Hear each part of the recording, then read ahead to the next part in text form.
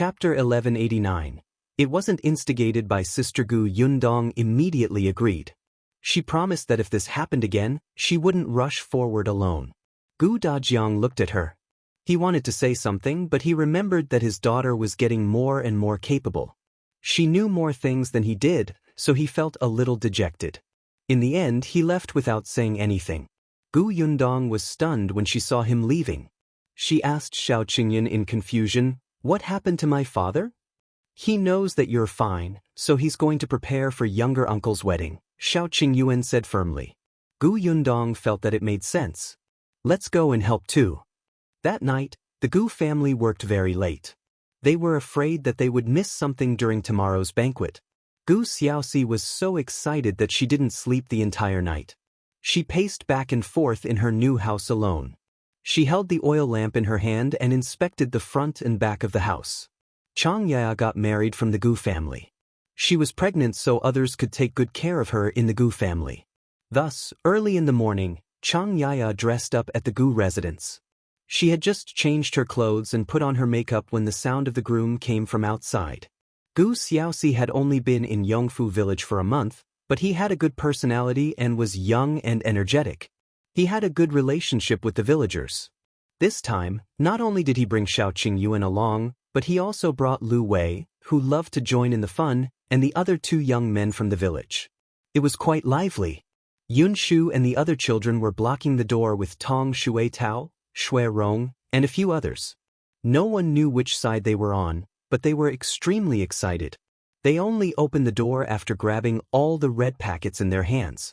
When Gu Xiaoxi came in, he pulled Yunshu's hair forcefully. "I'll settle the score with you later." Fortunately, he brought a group of people with him. In the end, the ones blocking the door were some children. No matter how good they were, it was useless. They couldn't push the door with force either. What if they hurt the children? Yun Shu took the red packets happily and snorted. "I won't tell you that someone instigated this." Gu Yundong, who was standing not far away and watching the show. "Come over here. I promise I won't beat you to death." As expected, when Gu Xiaoxi heard this sentence, he shifted his gaze to her. Gu Yundong looked up at the sky. "The weather is not bad today. It's a suitable day to get married. Little uncle, you will definitely be able to live a happy life with little aunt in the future." Gu Xiaoxi pointed at her from afar. "Don't forget that you're getting married in August." Xiaoqing, who was standing behind him, asked, "Little uncle, are you making things difficult for me? Will you block the door for me?" That's right, he was the one fetching the bride, not his irritating niece. Lu Wei laughed loudly behind them. He hurriedly pushed Gu Xiaoxi forward and said, "Let's go and fetch the bride first." Gu Xiaoxi threw everything to the back of her mind and ran to Chang Yaya's room in a hurry. Chang Yaya was wearing a red wedding gown with a red veil covering her head. No one could see what she looked like. However, her hands on her knees were clenched tightly. She was extremely nervous too. Gu Xiaoxi was already standing at the door. He stopped in his tracks instantly and scratched his head as he laughed awkwardly. The other people were elated. The matchmaker even shook her handkerchief and said happily, "The groom is shy." "I think so too." Everyone in the room laughed. He only regained his senses after Gu Dafeng pushed him. He squatted down and carried Chang Yaya on his back. Source: Com, updated by Novlov.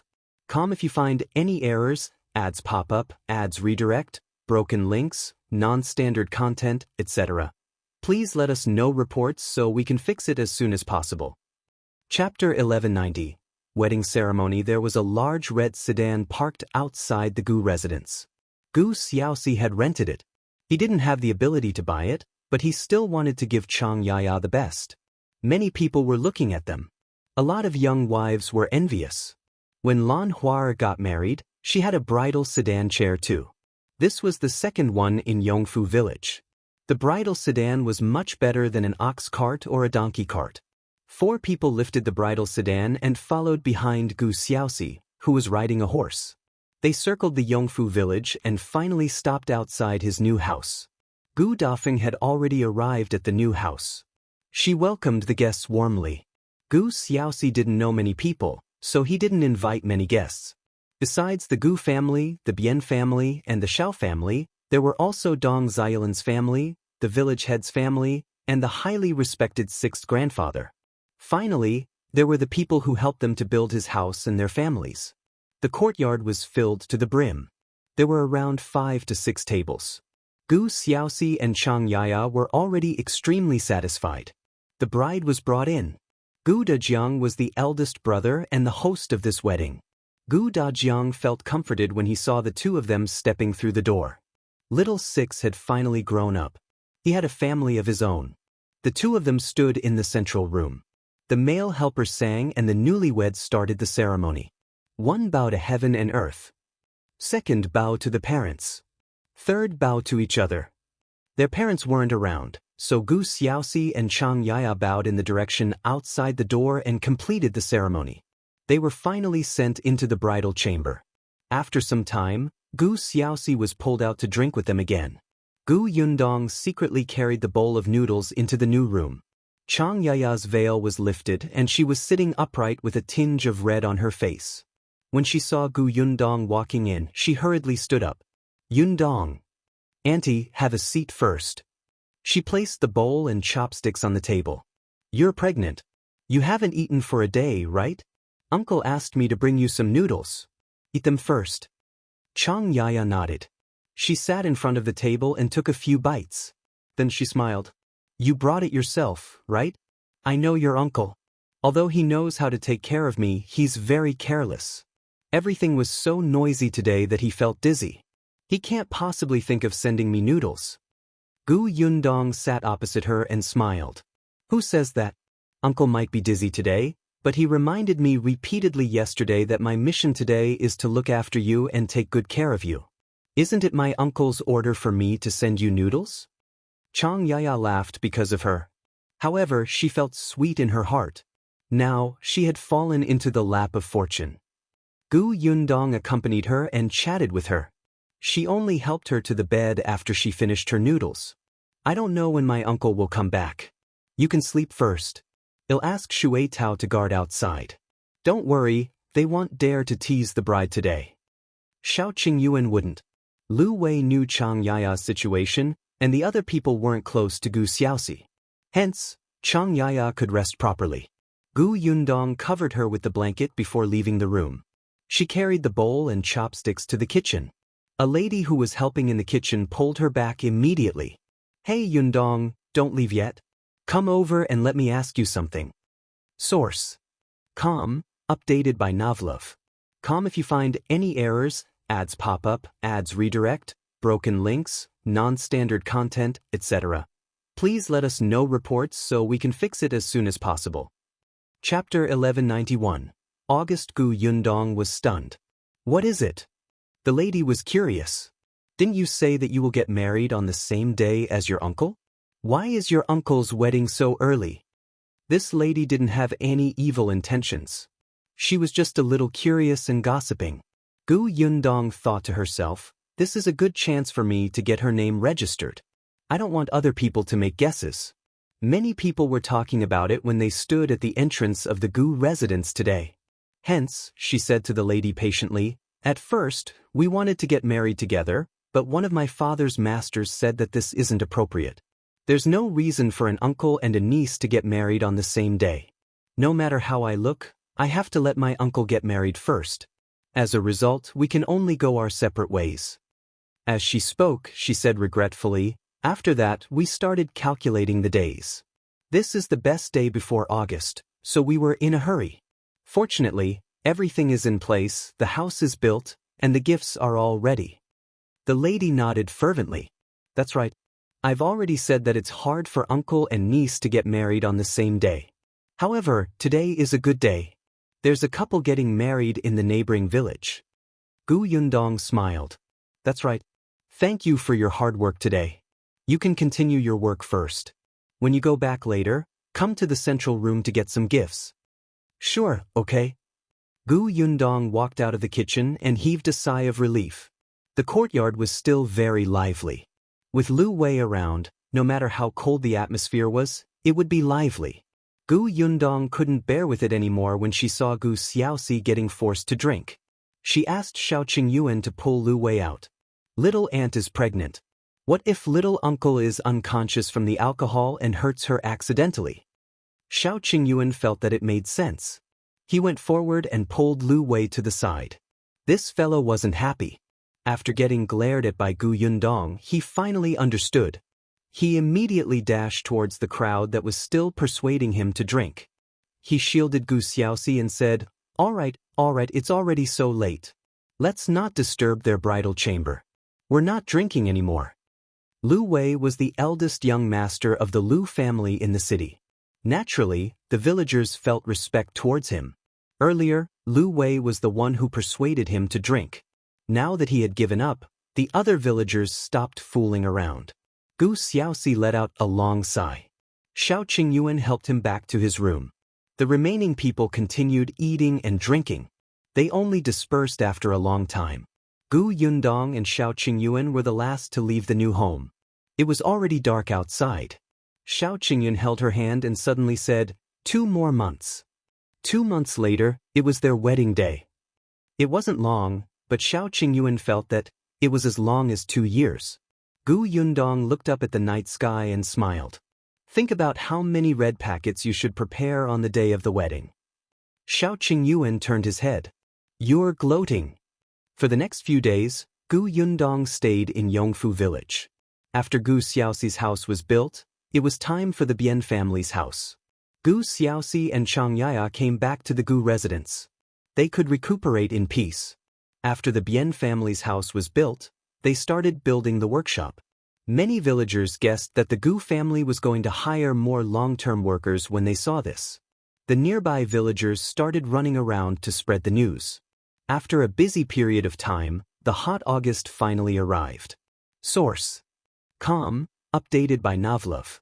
Com if you find any errors, ads pop up, ads redirect, broken links, non-standard content, etc. Please let us know reports so we can fix it as soon as possible. Chapter 1192, Court Examination. August was destined to be a busy and fulfilling month for the Gu family. At the start of the month, it was time for Gu Dajiang to participate in the court examination. Once he passed the exam, he would become an official elementary scholar. When he entered the exam venue, Gu Yundong and the others still went to the prefectural city. There were 2 rounds of the court examination, including the formal exam and the second exam. Each exam lasted an entire day. It wasn't difficult. Gu Dajiang entered the exam venue confidently. When he came out, he was full of smiles too. It looked like there wouldn't be a problem. This matter was over after the exam. He just needed to wait for the results to come out. Gu Dajiang asked Gu Yundong to go back to Yongfu village. The construction of the new workshop had been completed not long ago, and the workers had been hired. There were many people. After all, they weren't just needed in the new workshop. They also needed to buy goods and plant fruits. 2 months ago, after Gu Xiaoxi got married, he bought 3 acres of land. He said that he didn't know how to do business and didn't have any skills. The only thing he was good at was farming. Gu Yundong didn't stop him. Her uncle had his own choice, even though she had once suggested that he work in the workshop. At that time, Gu Yundong also bought a large piece of land from a nearby village to grow sugarcane. Hence, there were at least 200 to 300 people under Gu Yundong's command. There were many things to settle and it was much more complicated. Besides promoting a few capable people to be managers, she also needed to recruit knowledgeable people. Thus, Gu Yundong brought little Kiki back to Yongfu village first. Unexpectedly, the moment she reached home, Chen Liang came over. There was excitement in his eyes as he looked at her. Yundong, your father has completed the court examination, right? How's his result? Did he pass? Gu Yundong was caught between laughter and tears. Uncle Chen, he just left the exam venue yesterday. His results will only be out in 5 to 6 days. How can it be so fast? Another 5 to 6 days? Chen Liang was a little disappointed. Madame Zhou, who came with him, rolled her eyes uncontrollably. I think your Uncle Chen is even more nervous than your father. He hasn't slept properly for the past 2 days. He keeps tossing and turning at night as if he went to take the elementary scholar exam. What do you know? Under his leadership, Yongfu village was thriving. Everyone's life was getting better and better. No one lacked meat anymore. Now that he had the money, he should look for other things. Yongfu village didn't have a single elementary scholar now. Madame Zhou snorted. Why don't I understand? Think about the ranking of Gu Dajiang in the county exam and the prefecture examination. He's already a confirmed elementary scholar. I don't know why you're panicking. That's different. Different how? Chen Liang couldn't reason with her. He flicked his sleeve and left. Madame Zhou snorted at his back view. Then she turned and said to Gu Yundong, "Ignore him. He must be crazy to be the village head." Especially now that his life was good, his 2 sons had work to do and his grandsons were studying in school. There was less work in the field, so he didn't have to worry about anything. All he did was ponder over the matters in the village. Not long ago, he wondered if he should open a private school in the village. "Oh right, Yundong, when are you going to buy mooncakes? It's almost the Mid-Autumn Festival, so I want to buy something good this year. I'll go with you. You have good taste, so the mooncakes you buy will be good too." Gu Yundong smiled when she mentioned the Mid-Autumn Festival. "I don't plan to buy mooncakes outside.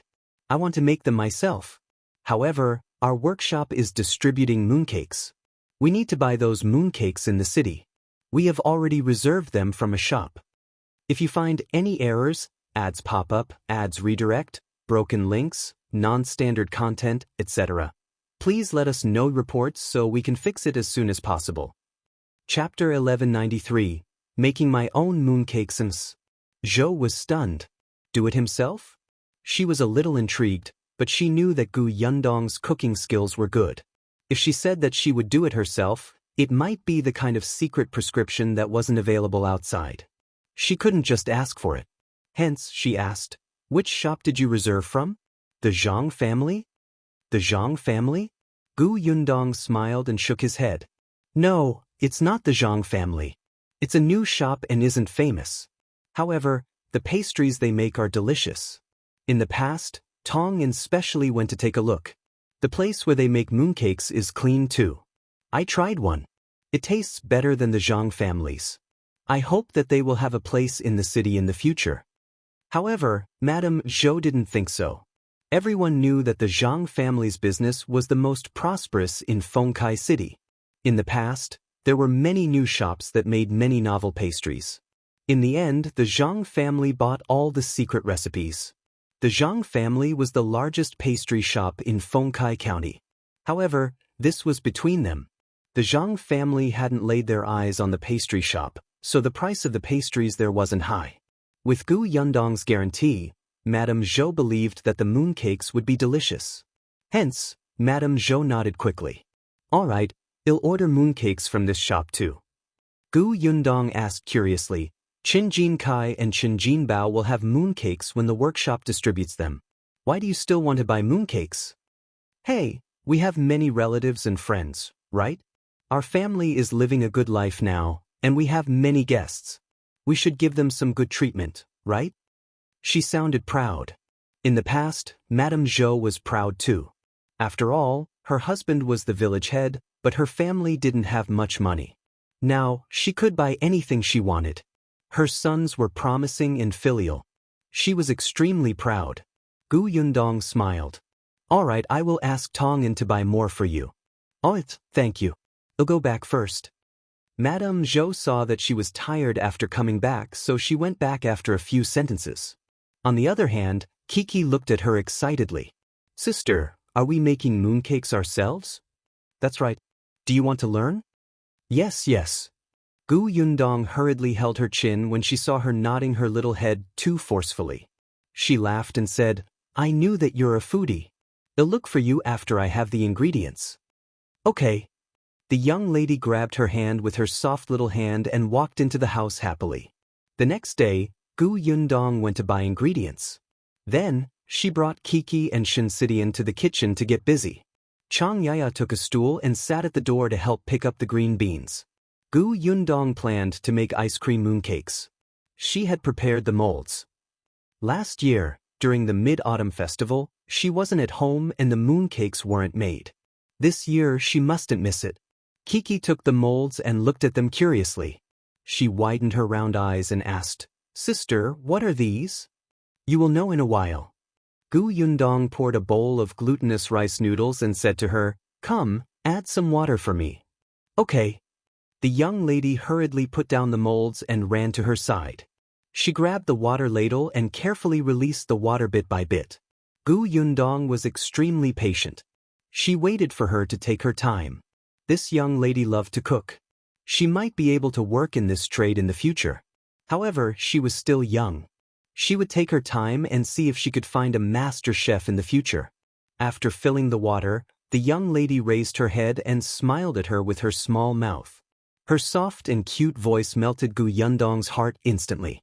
If you find any errors, ads pop up, ads redirect, broken links, non-standard content, etc., please let us know reports so we can fix it as soon as possible. Chapter 1194. The one in her body is a little brother. Gu Yundong mixed the batter and left it there. Then she started making the filling. The young lady secretly took some and stuffed one in her mouth. Then she ran to Chang Yaya's side and stuffed one into her mouth. "Little aunt, my younger brother wants to eat." Chang Yaya smiled. The young lady always said that the child in her stomach was a little brother. There was an old saying that children had spiritual power so they could tell if the child was a boy or a girl. That was why Chang Yaya was happy when the young lady called it little brother. It wasn't that she didn't like girls, but if the firstborn was a boy, it would be much easier for her whether she had boys or girls in the future. At least no one would gossip. Gu Yundong felt that it was hard to say. However, everyone was thinking the same thing now. She couldn't change this deep-rooted thought. Also, Chang Yaya was always elated when she heard Kiki talking about her younger brother. If Gu Yundong stopped her, she might think that there was something wrong with the baby's gender. After all, Chang Yaya's body was weak and her pregnancy wasn't stable. The only thing she could do now was to enlighten her and remind her uncle so that he could express that he liked both boys and girls. Actually, Gu Xiaoxi preferred girls. One could tell it from his attitude towards Kiki. He loved to hug her the moment he came back. Sometimes he even angered the young lady. Gu Yundong glanced at Chang Yaya and noticed that her eyes were indeed smiling. Her mood seemed to have gotten better, so she kept quiet. She turned and continued making mooncakes. In the afternoon, the finished mooncakes filled up the entire central room. The amount she made was a little big. After all, there were many people in the family, so she had to give some to others. Fortunately, she didn't do all the work by herself. Later, Xiaoqing came over and she passed all the laborious work to him. Gu Yundong didn't feel anything wrong about it. Xiaoqing glanced at her from the corner of his eyes and started working without any complaints. After they were done, she asked someone to send some mooncakes to the Zhang family, Chen Liang's family, and the sixth grandfather's family. As for the Lu family in the county city, as well as the Nye family and the Dai family in the prefecture city, Gu Yundong asked Chen Jinbao to deliver the goods the next day. When Chen Jinbao came back, he didn't just bring return gifts from those families. He also brought the mooncakes she ordered in the city. The people in the workshop got excited when they saw the 2 carts filled with items. Especially the workers who were just recruited last month. Their eyes lit up. They had long heard that the Gu family workshop would send gifts every holiday, especially during the New Year. The New Year's goods were even more sumptuous than the ones they bought at home. One look and you could tell that these mooncakes were extraordinary. As expected, Tong'an waited for the carriage to go to the Gu residence. Then he entered the workshop and said to everyone, "It's almost the Mid-Autumn festival. Everyone has been working hard these few days. Hence, the boss has decided to give everyone 2 tubes of mooncakes to bring back to celebrate the reunion with your families." Oh, the crowd got lively. Every time their boss gave them something, they would feel as if they had hit the jackpot. They were extremely excited. Tong'an smiled and shook his head.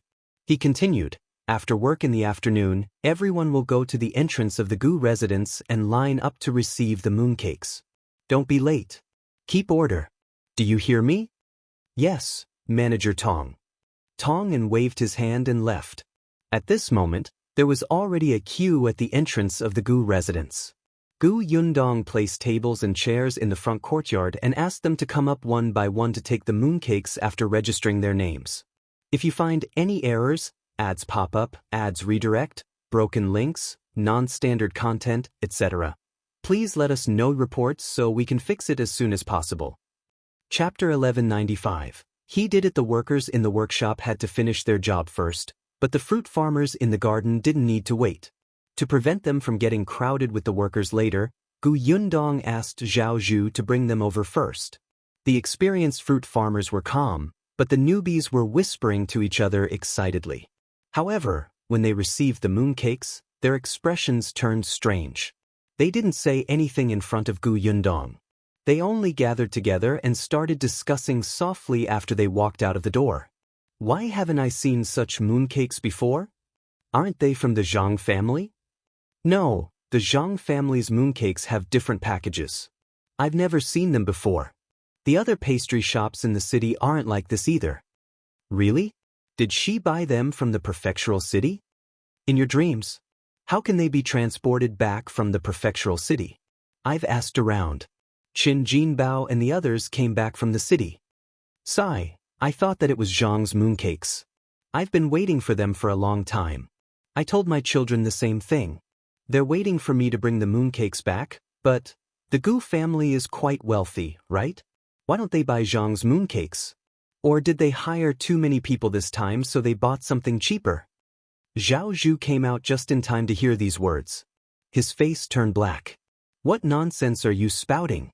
Did the boss give you the wrong mooncakes? Go and ask around. Which boss sends things to you like our boss? You need to be contented. If you don't want them, give them back. There are people who want them.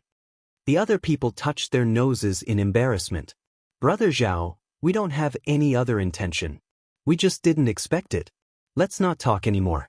We promise that we won't talk anymore. We know that Boss Gu is great. If not, we wouldn't be trying so hard to come to the Gu family, right? That's right, Brother Zhou. Please don't tell Boss Gu. We're extremely grateful to her. Really? Zhou snorted. After all, those people were fruit farmers working outside. They were different from the long-term workers in the Gu family's workshop. Those people were new and not under Gu Yundong's command. They didn't know Boss Gu's ability and methods, so they didn't have much respect for her. In summary, it was his fault. His son was right. He should have established the authority of the Gu family on the first day those people came. Just as he was thinking about this, he saw Chen Liang suddenly running over furiously. He was already so old, but he was jumping around like a rabbit. When he ran in front of Zhou, he almost tripped over the door and fell to the ground. Zhou hurriedly held her up. Village Chief Qin, why are you in such a hurry? You're already so old. Shouldn't you be more careful? Chen Liang waved his hand and panted heavily. He couldn't even speak. Zhou noticed that he was in a hurry, so he quit warning the fruit farmers and helped Chen Liang into the house. Chen Liang pounced on Gu Yundong when he saw her still registering. Gu Yundong jumped in fright and leaned back abruptly. Fortunately, Xiao Qingyuan raised his hand and held her up. Gu Yundong patted her chest. Uncle Qin, what's wrong with you? Is there a dog chasing you? The moment she finished speaking, Big Black barked twice in the corner. Gu Yundong laughed uncontrollably. Chen Liang was finally able to catch his breath. His eyes were astonishingly bright, as if he wanted to eat someone alive. He shouted in an unprecedentedly loud voice. He did it. He did it. If you find any errors, ads pop up, ads redirect, broken links, non-standard content, etc., please let us know reports so we can fix it as soon as possible. Chapter 1196. Subsidized. Elementary scholar Chen Liang's words were baffling. Whether it was Gu Yundong, Xiao Qingyuan, or the other fruit farmers who were collecting mooncakes, they all looked at him in confusion. Chen Liang swallowed hard and repeated, your father has won. He has become an elementary scholar. Gu Yundong's eyes lit up and she stood up immediately. Really? The rankings are out? Although she knew that her father was definitely fine, Gu Yundong was still extremely excited to hear such accurate news. Chen Liang nodded repeatedly. The result is out. I met the messenger at the entrance of the village just now and they told me the good news. I rushed back to tell you the great news first. All right, quickly prepare silver for them. The messenger will be here soon. The onlookers were stunned, but they all understood now. There was an uproar. Is old Master Gu an elementary scholar? This is really a great thing. Congratulations, Boss Gu. By the way, Village Chief Chen, what rank did Master Gu get? Rank. Chen Liang was stunned for a moment before he smiled awkwardly. I was too excited. When I heard that Brother Dajiang had won, I ran back happily. I forgot to ask them. It's fine. We'll know when the messenger comes later. Gu Yundong hurriedly asked Tong in to sit at the table and register the mooncakes while she ran into the house to get the money. However, how could anyone be in the mood now? The queue that was originally well lined up immediately dispersed. Everyone squeezed to the door and looked at the main road anxiously and expectantly. This was a joyous occasion for Yongfu Village. Not to mention Yongfu Village, how long had it been since an elementary scholar appeared in the vicinity? There were only 2 old elementary scholars in the 2 neighboring villages. There were not many scholars left. When Gu Yundong took out the silver, Gu Xiaoxi and the others had already heard the commotion and ran over. They also squeezed to the front of the door excitedly with everyone. Closer, they could see the messengers. Everyone was excited as they stared at the 2 officials who were approaching. The 2 officials who had been walking over happily with the gong stopped in their tracks under such gazes. They held the sabers at their waists worriedly, as if these villagers would pounce on them and beat them up in the next moment. Chen Liang said anxiously, "Brothers, this is the Gu family. The Gu Dajiang you mentioned is from this family." As he spoke, he turned around and waved at the villagers. "Hey, don't block the door. Where's Yundong? Why isn't she here yet?" Gu Yundong, who could not squeeze into the front, was speechless. It was too difficult for her. Fortunately, the crowd quickly dispersed from both sides. The 2 officials heaved a sigh of relief. They were holding a post to announce the good news. When they saw Gu Yundong walk out, they asked, "Is Gu Dajiang here?" "Sir, Gu Dajiang is my father. He's waiting for the day of the rankings after the court examination in the prefectural city. He hasn't returned yet." "I see." The official almost nodded. "Then well, congratulate Miss Gu here first." Then, one of them knocked on the gong and drum in his hand, and the other took 2 steps forward with a report and said loudly with a smile, "Congratulations to Master Gu Dajiang of Yongfu Village. You're the 5th elementary scholar in high school." 5th? Gu Yundong's face was filled with joy. With such a high ranking, it meant that he was a subsidized elementary scholar. If you find any errors, ads pop up, ads redirect, broken links, non-standard content, etc., please let us know reports so we can fix it as soon as possible. Chapter 1197. Madame Zhou's exclamation, "Thank you for making this trip. Thank you for your hard work." Gu Yundong was overjoyed and hurriedly handed over the pouch in her hand. "This is the money for your drinks." Miss Gu is too polite. The 2 of them received the money. They had rushed from the county city to Yongfu Village to report the good news because of this small amount of money. Only they were well informed and knew that the Gu family's conditions were not bad. They would definitely be generously rewarded. The 2 of them touched their pouches and quickly realized that there were a few pieces of silver inside. Compared to some families who offered 10 copper coins to send them away, it was much better. Gu Yundong invited them. "Please come in and have a cup of tea to rest. It's quite tiring to come from afar. It's such a hot day." No. We have to return to the county city before the city gate is closed. We'll take our leave." Hearing their words, Gu Yundong could only give up. However, she still asked Tong Shuetao to pour 2 cups of sugar water for them to quench their thirst. At this moment, Xiao Qingyuan had already brought 2 tubes of mooncakes and 2 cans over. Gu Yundong took them and handed them to the 2 officials. "Then I won't keep you here. It just so happens that today is the time for the Gu family to give everyone the Mid-Autumn Festival gifts. Bring the mooncakes and canned food back too. May joy be with you." The eyes of the 2 officers lit up. This trip was indeed the right one. They were wondering why there were so many people in the Gu family today. So it was because of the Mid-Autumn Festival. What a generous boss. She even gave gifts during the Mid-Autumn Festival. The two of them said, "Boss Gu, you're too polite." They took the gifts. In the end, they even said sweetly, "Master Gu is a great talent and Boss Gu knows how to do business. In the future, the Gu family will be amazing. Let us congratulate Miss Gu first." "Thank you, thank you." "Then we'll take our leave. Boss Gu, continue with your work. There's no need to send us off." With money and gifts, the two of them were overjoyed, and their smiles lingered for a long time. After the two officials left, the villagers present turned their heads to congratulate Gu Yundong. "I knew Brother Dajiang wouldn't be bad. He's ranked 5th. He's too amazing." "That's right.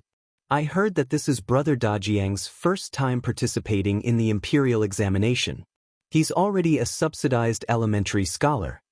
Our village also has an elementary scholar." Ha! Everyone was extremely excited, and Chen Liang heaved a sigh of relief. Someone suggested, "Boss Gu, shouldn't we celebrate such a joyous occasion?" That's right. Previously, we didn't hold a banquet when he got the county's chief. This time, he has become an elementary scholar. We can't let it go just like that." Even Chen Liang nodded. "It should indeed be celebrated. Let everyone know that our Yongfu village has a subsidized elementary scholar." Gu Yundong had no objections to setting up a banquet. However, they had to discuss when and how to do it. Hence, Gu Yundong faced the heated discussion and said, "I'll discuss with my father when he comes back tomorrow. I'll inform everyone then." "All right. Everyone, continue to line up. Let's distribute the mid-autumn moon food first." Hence, the overly excited fruit farmers all stood back in line. Gu Yundong also turned around and returned to the front yard. She held the good news report in her hand. Gu Xiaoxi wiped his hands on his clothes and said very cautiously and piously, "Yundong, let me take a look." Gu Yundong handed her the good news. Gu Xiaoxi had just taken it when Madame Zhou's exclamation came from outside. "Yundong, something bad has happened. If you find any errors, ads pop up, ads redirect, broken links, non-standard content, etc., please let us know reports so we can fix it as soon as possible." Chapter 1198. The Zhang family kicked an iron panel. Gu Yundong was stunned, and Chen Liang frowned.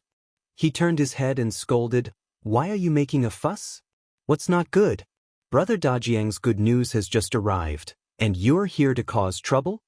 "Hey, I'm talking to Yundong." Madame Zhou bypassed Chen Liang and immediately grabbed Gu Yundong's hand. "Yundong, I just returned from the county city. Do you know what happened in the county city?" When Gu Yundong heard her mention the county city, she thought about the time and roughly knew what had happened. However, she still asked in confusion, "What happened in the county?" "It's the Zhang family. Do you know the county city's Zhang family?" Madame Zhou went to the county city with her daughter-in-law early in the morning to visit her son, Chen Jinkai. After all, he had been busy for a few days and had not returned. The mother-in-law and daughter-in-law were going to make him a delicious meal to nourish him. However, just as they finished lunch, something big happened in the county. Gu Yundong was relatively calm, but the others present could not remain calm. They hurriedly asked, "The Zhang family? Is it the Zhang family who sells pastries? What happened to the family?" "That's right. Sister-in-law Zhou, tell me quickly. What exactly makes you so anxious?" Madame Zhou slowly exhaled, her eyes bright as she finally said, "If I tell you, don't be too surprised. The Zhang family I was talking about is indeed the Zhang family that sells pastries. Speaking of which, their family is considered a big family in our county.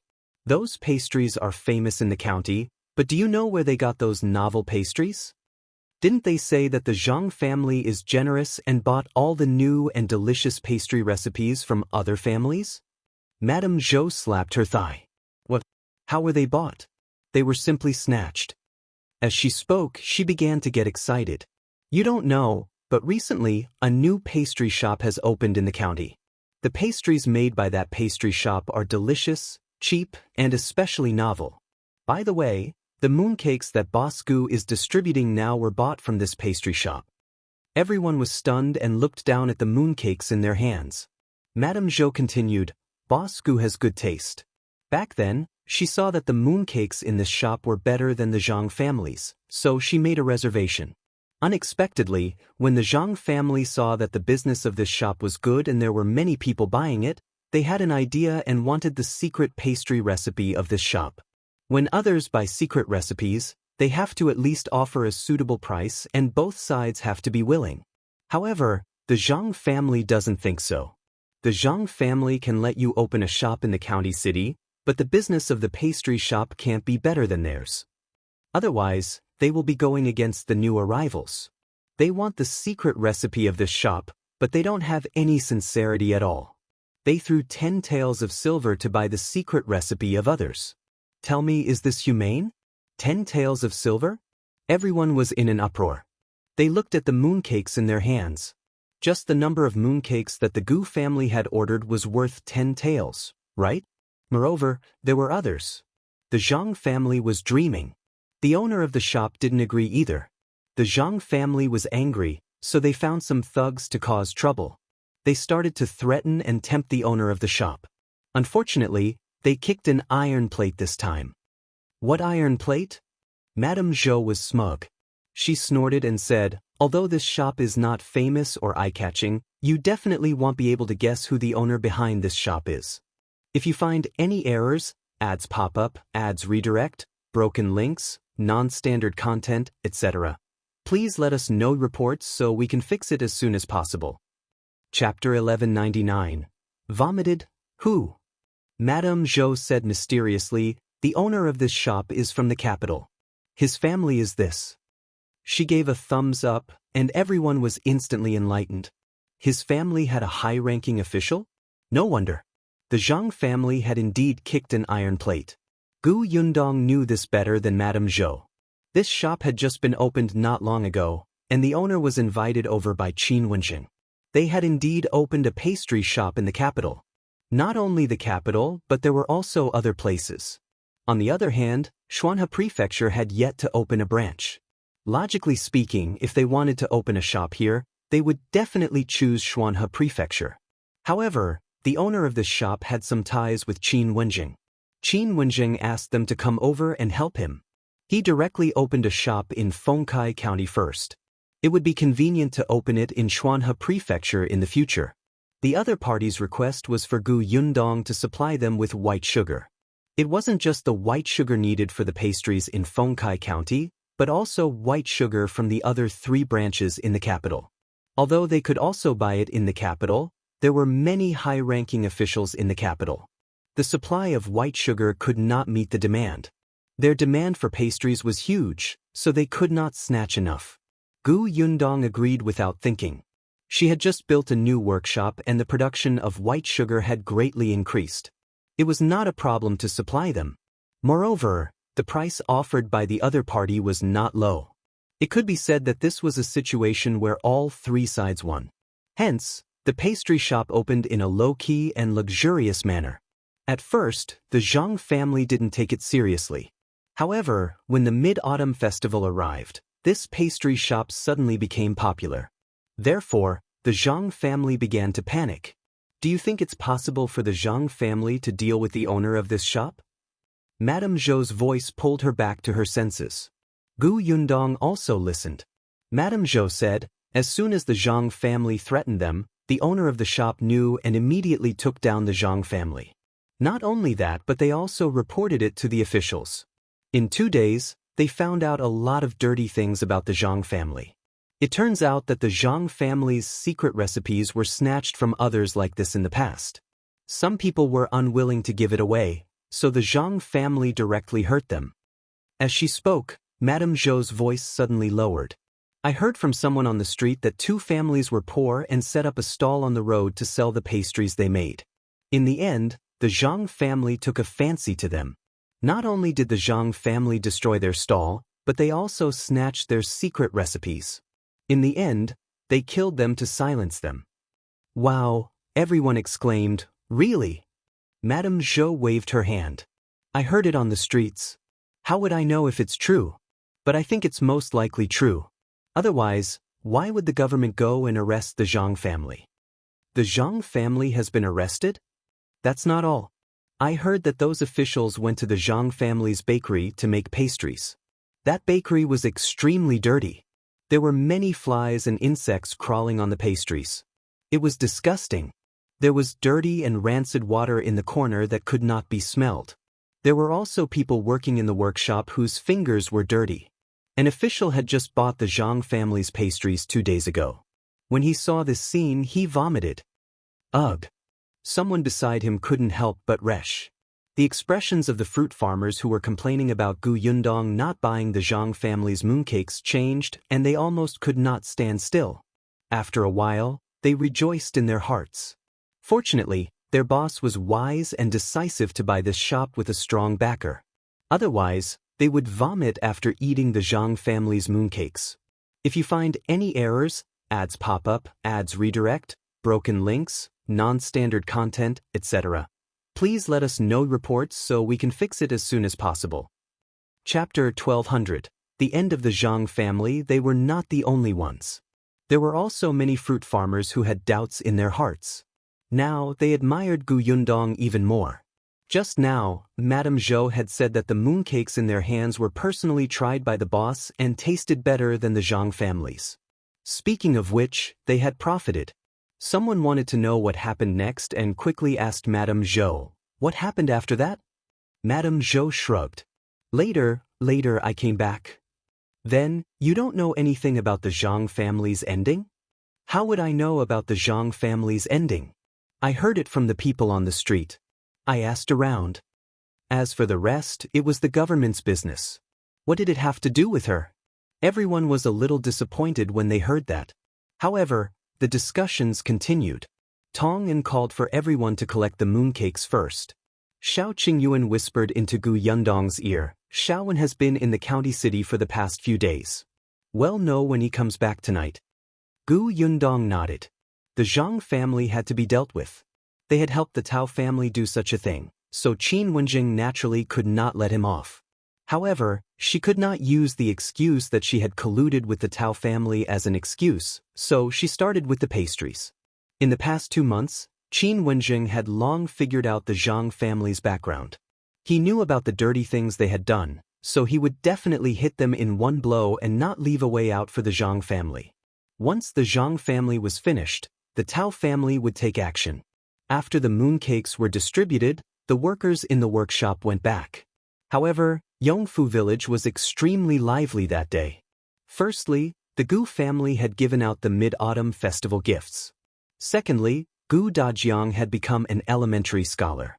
Thirdly, something big had happened to the Zhang family. Each of these 3 things was enough to make people talk about it. On the Gu family's side, they had a happy dinner. Then, Gu Xiaoxi pasted the good news report with Gu Dajiang's status as an elementary scholar written on it in the middle of the central room. Gu Yundong was speechless. Only then did she know that nowadays, everyone acted like they were given prizes as students. They would post the good news in the most conspicuous place in the hall. Firstly, it could bring honor to their ancestors, and secondly, it could be seen by visiting guests. It could be seen how much everyone valued the imperial examination. Gu Xiaoxi asked everyone if it was in the right position. The people below were all looking into it. It was Gu Yundong who said, "Uncle, this is the good news of the elementary scholar. If you want to paste it in the middle, where do you plan to paste the good news reports of the high scholar and honorable scholar in the future?" "High scholar? Honorable scholar?" Yes. His elder brother was very good at studying and definitely wouldn't just be an elementary scholar. He had to be more far-sighted. How could he be like a kid who had never seen the world? Gu Xiaoxi coughed lightly. "Then how about this? Well, stick it to the left side." He gestured and asked Gu Yundong, "This position is conspicuous enough. We've also made room for the good news reports to come." Gu Yundong nodded and Gu Xiaoxi pasted it. Xiaowen came back at this critical juncture. Gu Yundong was very concerned about the Zhang family's fate and immediately turned around to gather information. She did not even hear Gu Xiaoxi calling her from behind. Xiaowen was already reporting to Xiao Qingyuan. He stopped when he saw Gu Yundong coming over. "How is it? How's the Zhang family?" Xiaowen said, "The Zhang family disregarded human lives. the government found out that they killed 3 people for their own selfish gains. Moreover, in order to expand their business, they used improper methods to harm many poor commoners and legitimate businessmen. There was even a huge danger to the Zhang family's workshop that threatened the health of the entire county. Therefore, old Master Zhang and his son, who had human lives in their hands, were sentenced to be beheaded and their wives were to be exiled. What about Zhang Jiao and Lu Wei's marriage? If you find any errors, ads pop up, ads redirect, broken links, non-standard content, etc., please let us know reports so we can fix it as soon as possible. Chapter 12:01 Madame Tan is pregnant? If the Zhang family was dealt with, it was very likely that Zhang Jiao would implicate the Lu family to prevent herself from being convicted. As expected, Xiaowen said, Zhang Jiao said that she's the daughter-in-law of the Lu family and that she's not a member of the Zhang family.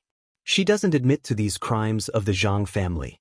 She wants the Lu family to save her and to marry Lu Wei as soon as possible. Gu Yundong almost choked on her saliva. This shameless woman. But she didn't know that old Master Lu made a deal with old Master Zhang in advance. Xiaowen said. Gu Yundong's interest was piqued. What deal? When the Zhang family was convicted, old Master Lu told old Master Zhang that as long as Zhang Jiao and Lu Wei's marriage was annulled, he would protect Zhang Hao's wife and the child in her stomach, allowing the Zhang family to leave behind a bloodline. Otherwise, Zhang Hao's wife would also be exiled. One could imagine what would happen on the way of exile.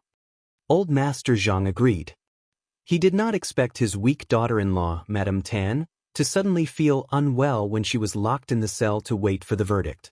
A doctor came and diagnosed her with a pregnancy. This was a huge surprise to him. Therefore, be it old Master Zhang, Madame Zhang, or Zhang Hao, the 3 of them tried their best to protect the child in Madame Tan's belly. However, after the Zhang family's accident, the people who were on good terms with them in the past turned a blind eye to them.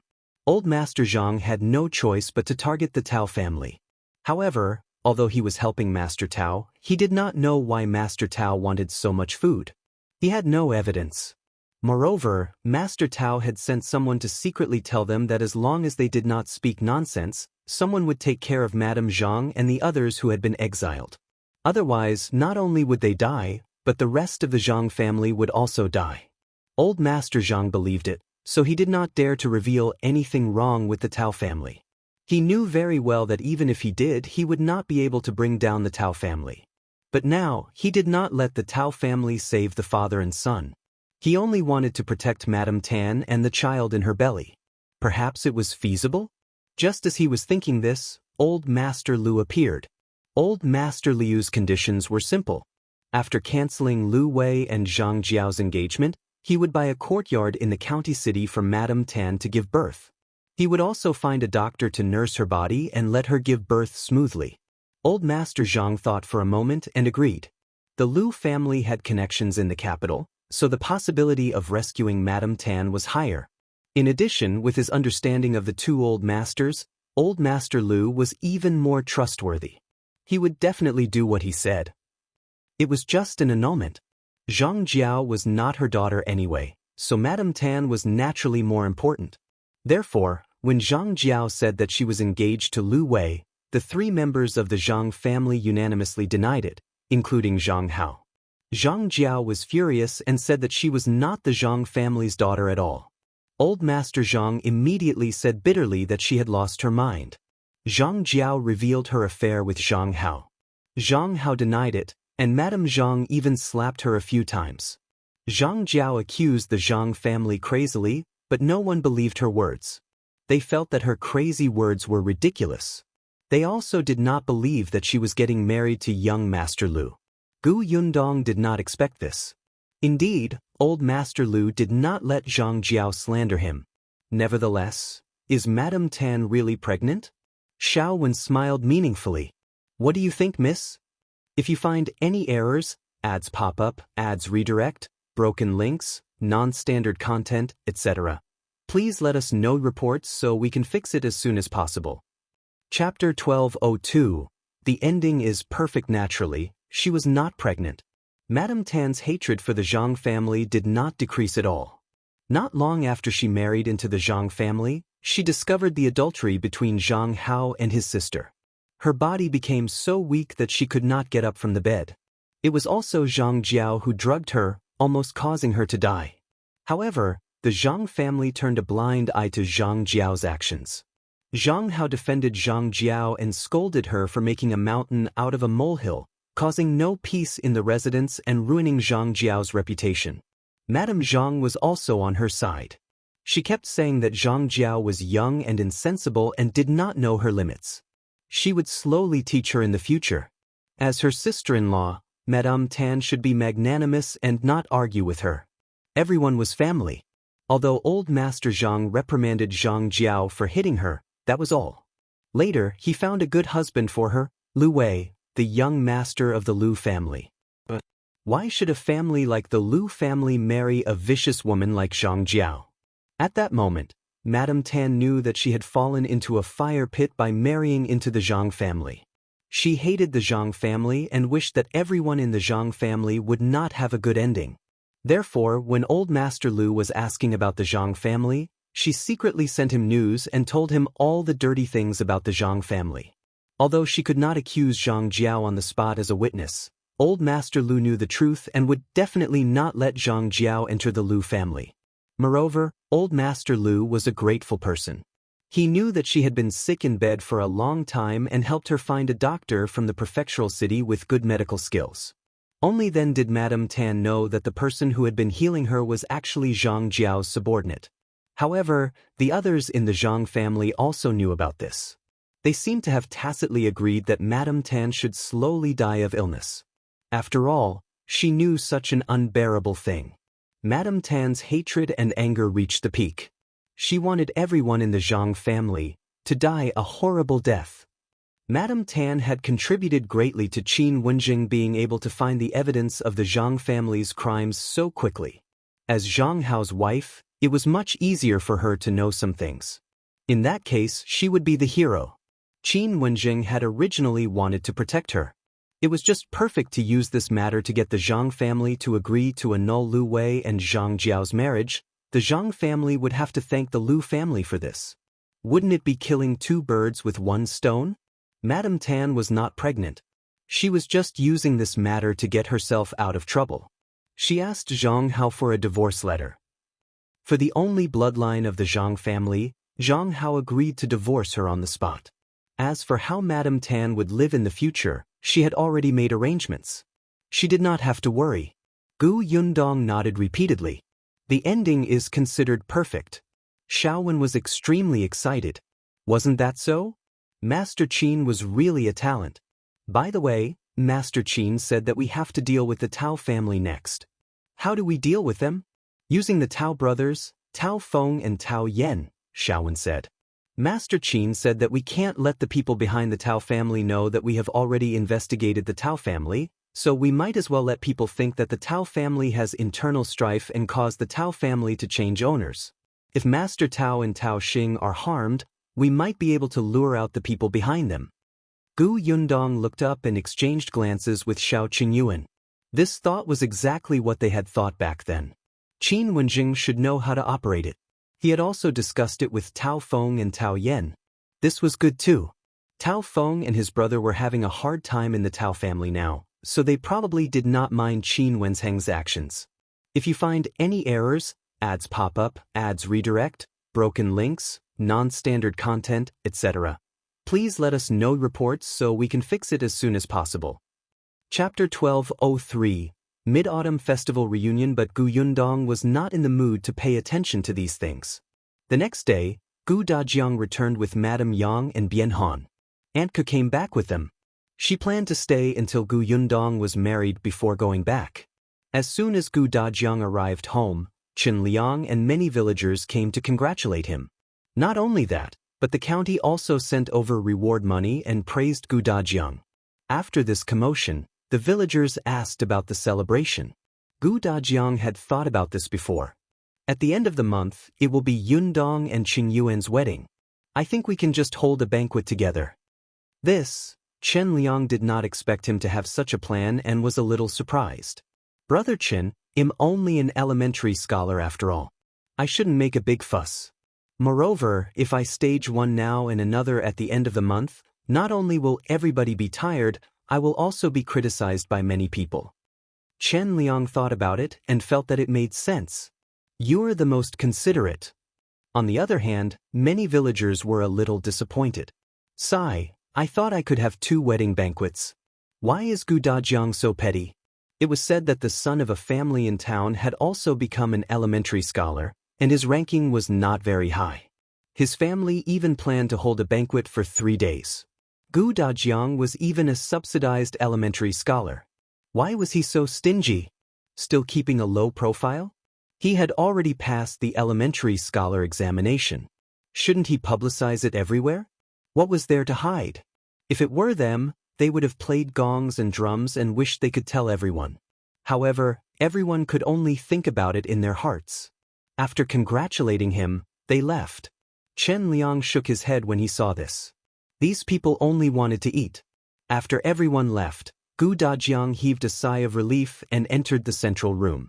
Just as he sat down, Kiki came in with a plate of food. What's this?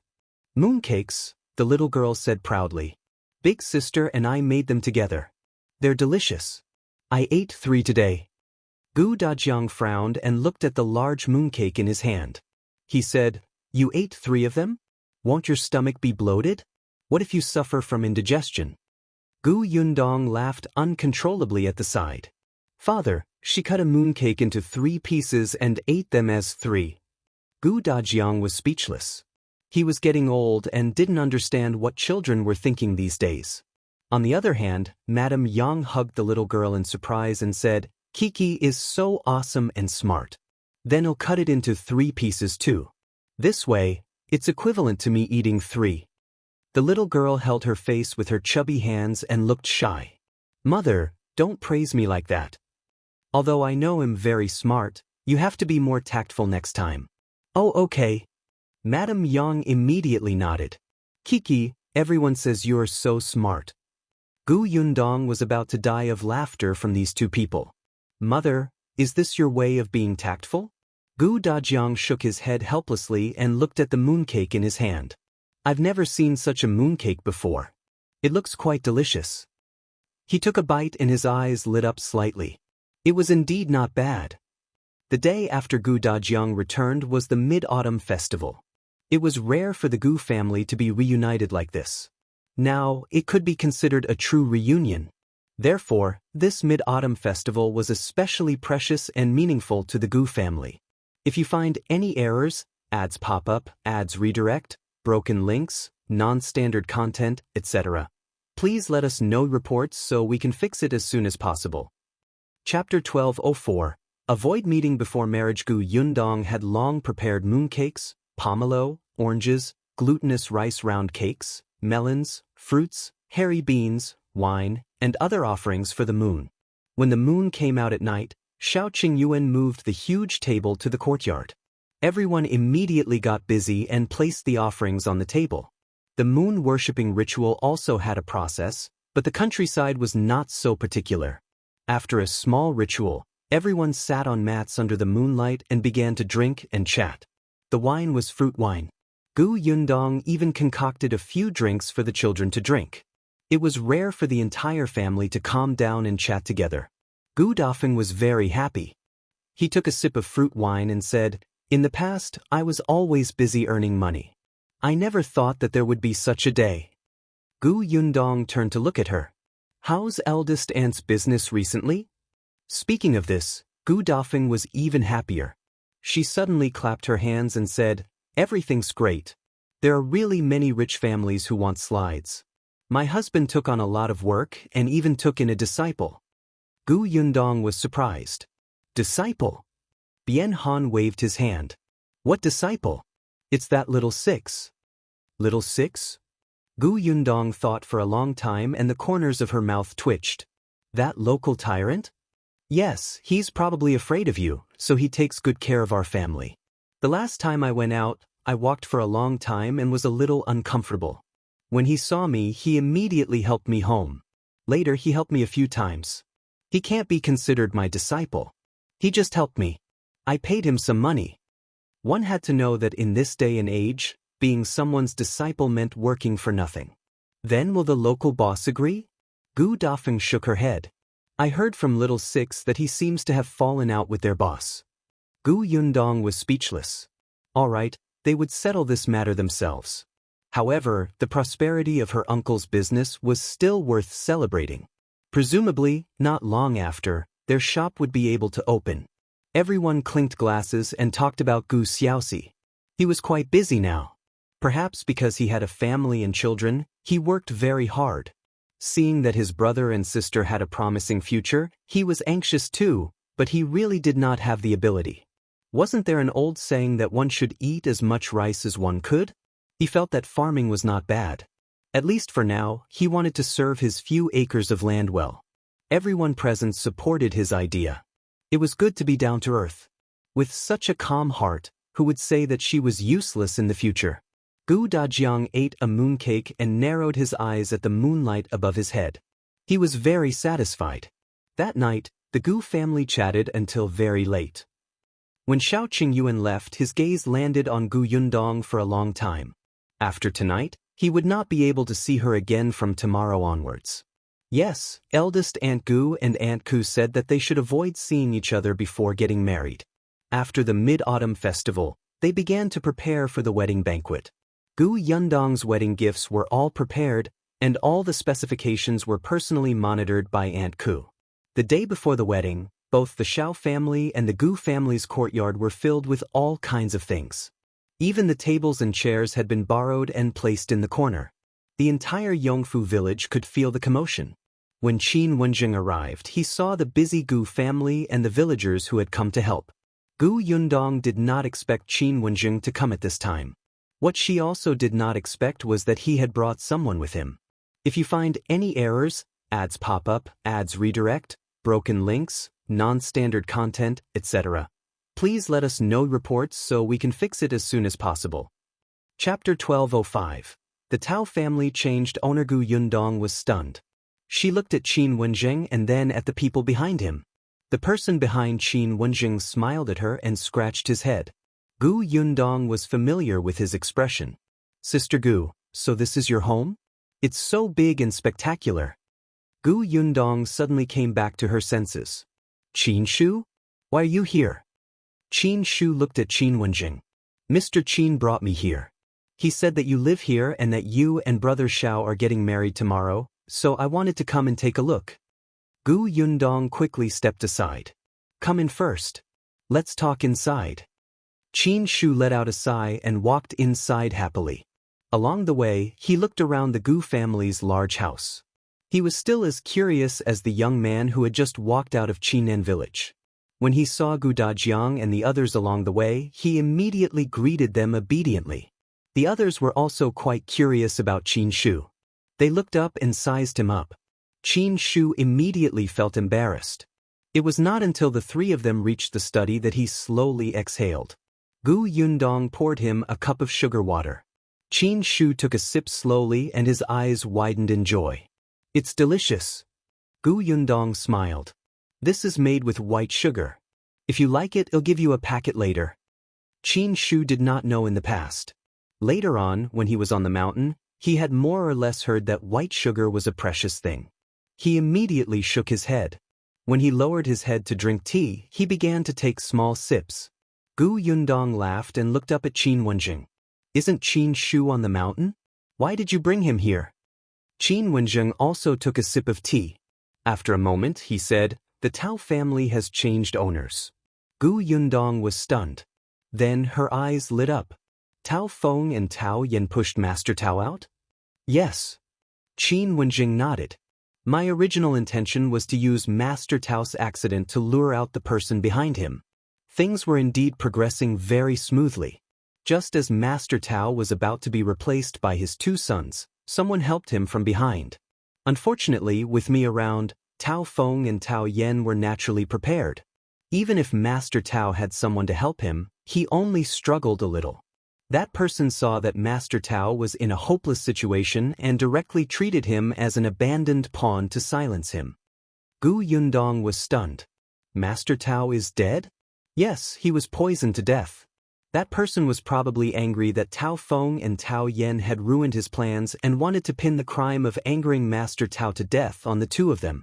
Therefore, Master Tao vomited blood when he quarreled with Tao Feng and died on the spot. Fortunately, Tao Feng and Tao Yen were prepared. They immediately found a doctor to treat him and confirmed that Master Tao had been poisoned to death. But who was the murderer? It was still an unsolved case. It was just stored in the government's records. As for Tao Xing, he didn't have much of a future in the first place. He only did this because Master Tao doted on him. Now that Master Tao was dead, old Madame Tao was sick in bed from anger, and Madame Tao had been sent to prison because she had killed the late wife many years ago. Tao Xing did not even have the courage to avenge his parents in the face of the two brothers, who were united and aggressive. Tao Feng sent him straight to the villa and let him guard a small dilapidated villa for the rest of his life. The Tao family's matter ended, and the mastermind who killed Master Tao fell into Qin Wenzheng's eyes. Qin Wenzheng chased the guy all the way into the mountain. If you find any errors, ads pop up, ads redirect, broken links, non-standard content, etc., please let us know reports so we can fix it as soon as possible. Chapter 1206. Qin Wenzheng is leaving. However, that person disappeared after entering the mountain. If not for Qin Shu's help, I'm afraid we would have returned empty-handed this time. As Qin Wenzheng spoke, he looked at Qin Shu, who was eating pastries curiously. The latter immediately retracted his hand, feeling extremely embarrassed. Gu Yundong quickly pushed the plate in front of him. Eat them. I specially brought them over for you to eat. If you refuse them, you won't be treating me as your sister. Qin Shu hurriedly grabbed two and stuffed them into his mouth. Qin Wenzheng laughed and continued, Qin Shu is familiar with the mountains. He also saw that person enter the mountains with his own eyes. There's a stronghold in the mountains. Qin Shu brought our people secretly into the stronghold and found a secret passage. Through that secret passage, we found a mine. Gu Yundong's eyes widened. A mine? It's not a very big mine, Qin Wenzheng said. But that's an iron mine. Those people captured many people to mine for them. The iron ores from the mine are used to forge weapons.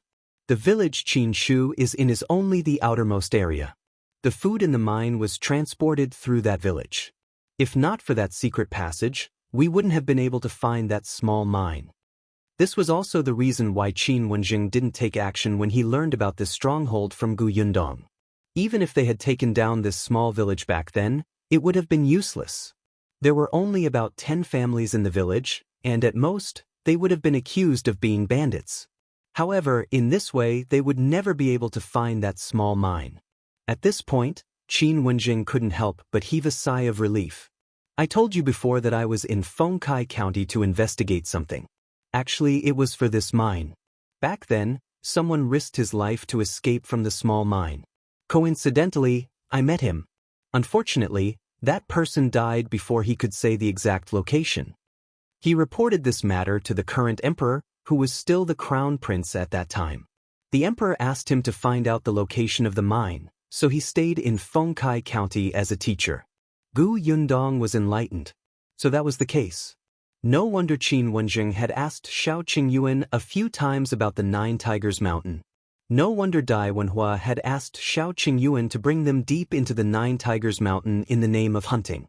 Unfortunately, the Nine Tigers Mountain was too big, and there were many dangerous beasts inside. It was too difficult to find such a hidden mine. Fortunately, there was a huge breakthrough. However, Qin Wenzheng still sighed. Unfortunately, we've found the mine, but we didn't find the person behind it. We only know that that person is in the capital. Gu Yundong suddenly realized something. Her eyes flickered and she asked in a low voice, You are going back to the capital? Yes. As expected, Gu Yundong felt a little reluctant. Although they usually argued and despised each other, they were already friends. They had worked together more than once or twice. She had helped Qin Wenzheng a few times, and Qin Wenzheng similarly did not treat her as an outsider and protected her the entire time. But don't worry. Even if I leave, no one will dare to touch your workshops now. Not to mention anything else, the few big families in the county have a good relationship with you. Wasn't that so? There was no need to mention the Lu family. The Pring family also took good care of Gu Yundong. Without Master Tao in charge of the Tao family, they were also very friendly to Gu Yundong. The Zhang family was even directly destroyed. The new pastry shop in the county had already formed a cooperative relationship with Gu Yundong. If you find any errors, ads pop up, ads redirect, broken links, non-standard content, etc., please let us know reports so we can fix it as soon as possible. Chapter 1207. Bring Qin Shu along. Speaking of which, Qin Wenzheng had never seen a small workshop with such connections.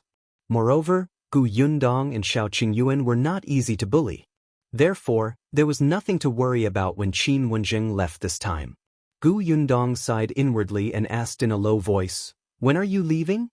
"I will leave after you get married. The emperor has already issued a decree to urge me to return to the capital. As for my students, they are still studying in the school for the time being. Mr. Fan is still around, but the school won't be open at the end of the year. I will arrange for other students to go to Dongyi Academy. I've already spoken to the dean there. As for Yunshu and Yuanji, I still have to ask for your opinions." Yes, this was also a problem. Gu Yundong frowned. "There's no hurry. I'll discuss it with father and the others later." "All right." Qin Wenjing nodded. He suddenly glanced at Qin Shu and said, "There's one more thing. I plan to bring Qin Shu with me to the capital." Gu Yundong was stunned and turned to look at Qin Shu. Qin Shu was so shocked that he forgot to eat his pastries. His mouth was full and his face was filled with shock. Obviously, he did not know about it before. Seeing that the two people in the study were looking at him, Qin Shu hurriedly wiped the corners of his mouth and swallowed the pastry. He stammered, "Mr. Qin, what did you say? You want to take me to the capital?" "Oh my God, that was the capital. Uncle Village Chief had said that it was under the emperor's feet. It was the most prosperous and desirable place in the Dajin country. He had never even been to the county city before. Now he could go to the capital?" Qin Shu blinked. After a while, he suddenly shook his head and said, "No, I promised Sister Gu that I would follow her to see the world in the future." Qin Wenjing looked at Gu Yundong, who was deep in thought. To be honest, with Qin Shu's personality, he was actually not suitable to go to a complicated territory like the capital. Over there, not to mention Qin Shu, even Qin Wenjing had to be careful not to make a mistake. The people Qin Shu had interacted with in the past were very simple. The most complicated ones were the people in the village. They might have grown a little these days, but the waters in the capital were too deep. However, a person like Qin Wenjing could learn a lot of skills by his side. It was also a huge benefit to Qin Shu. After a pause, she looked at Qin Shu and asked, "Then do you want to go to the capital? Do you want to stay by Mr. Qin's side?" Qin Shu was stunned. Did he want to? Should he say yes or no? Qin Shu glanced at Qin Wenjing. Actually, this Mr. Qin was very powerful. Back on the mountain, he had personally seen Mr. Qin calmly commanding others. He had watched as the man faced the leader of the mine with a sword without changing his expression. Mr. Qin seemed to be very powerful, 100 times more powerful than anyone he had ever seen. Qin Shu wanted to follow him. He wanted to learn from him. All right, Gu Yundong did not need him to answer. Just by looking at his eyes, she could tell what he was thinking. After all, this person really did not know how to hide himself. All right, then you can follow Mr. Qin. From now on, you should learn more and talk less, okay? Watch more, learn more, and speak less. These words would accompany Qin Shu's growth in the future, causing him to be pulled back a few times before making mistakes. Qin Shu nodded vigorously. This matter was settled just like that. If you find any errors, ads pop up, ads redirect, broken links, non-standard content, etc., please let us know reports so we can fix it as soon as possible. Chapter 1208. Big Day. Qin Wenjing told her not to worry. It was not to the extent that he could not even protect Qin Shu. He has made a contribution this time. It's not too much to ask the emperor for a reward. Although Qin Shu has little contact with outsiders, he's sincere. He's actually quite smart. If he's taught well, his future will definitely not be bad. Gu Yundong nodded. Wasn't she thinking the same? However, when he left home, he did not inform the chief of his village. Although I got someone to send a letter to Qinan village later, it's best for Qin Shu to go back and say goodbye before he goes to the capital, lest they worry. Upon hearing this, Qin Shu immediately stopped drinking tea. He lowered his head slightly and blamed himself. It's all my fault. Qin Wenzheng agreed. After we finish your wedding banquet tomorrow, let him go back. After the matter was settled, Gu Yundong still had things to do. As she spoke, the people outside had already called her several times. Gu Yundong opened the door of the study and got someone to arrange for Qin Shu to stay in the Gu residence for the day. Qin Wenzheng left first. Qin Shu was very happy to be able to stay in Yongfu village for a night. Seeing that the Gu family was busy, he immediately helped. In just one afternoon, he had actually found out a lot of things. Gu Yundong finally understood why Qin Wenzheng had brought Qin Shu along. This person was simply good at gathering information. But Gu Yundong did not have the time to pay attention to Qin Shu. The night before the wedding, Aunt Ku had chased her to bed early to sleep. The next morning, far before dawn, Aunt Ku dug her out again. She sat on the stool in a daze and let someone put makeup on her. Gu Yundong was completely awakened by the makeup artist's action of twisting her face. The pain was not just a little, it was simply unbearable. However, Aunt Ku and eldest Aunt Gu were pressing on her shoulders, as if they were afraid that she would stand up and kick the makeup artist over. Just endure it. Every bride will have to go through this. Look, after your face is twisted, your appearance will immediately change. Your entire face will be smooth. Gu Yundong was about to cry. Is that so? She raised her hand to touch it, but Aunt Ku slapped her away. Gu Yundong was extremely aggrieved. Her face was full of collagen, and her skin was as smooth as a peeled egg. Why did she need to have her face twisted like this? It was strange. Back then, when little Aunt got married, she was also watching from the side. But she didn't see Auntie in pain. Why was it so painful when it came to her? Fortunately, there was Madame Yang who doted on her. As she blew on her, she whispered, "Dongdong, I wanted to save you, but there were too many of them. I couldn't beat them. They didn't even allow me to call your father. They're too evil." As she spoke, she got angry and glared at eldest Aunt Gu a few times. Gu Yundong laughed because of her. Ignoring the pain, she held Madame Yang's hand and said, "It's fine. Mother will blow on it for me. It doesn't hurt." Madame Yang laughed. As Gu Yundong watched, all her emotions turned into reluctance.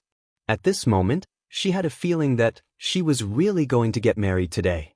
Looking at Madame Yang, who was still in a daze, Gu Yundong seemed to have returned to the time when she was escaping from the famine. Madame Yang carried her and walked forward step by step with difficulty. It seemed to be yesterday. "Dong, what's wrong? Does it hurt?" Madame Yang suddenly hit the makeup artist's hand in a panic. "Don't do it anymore. My Dong is hurting. She hurts too much.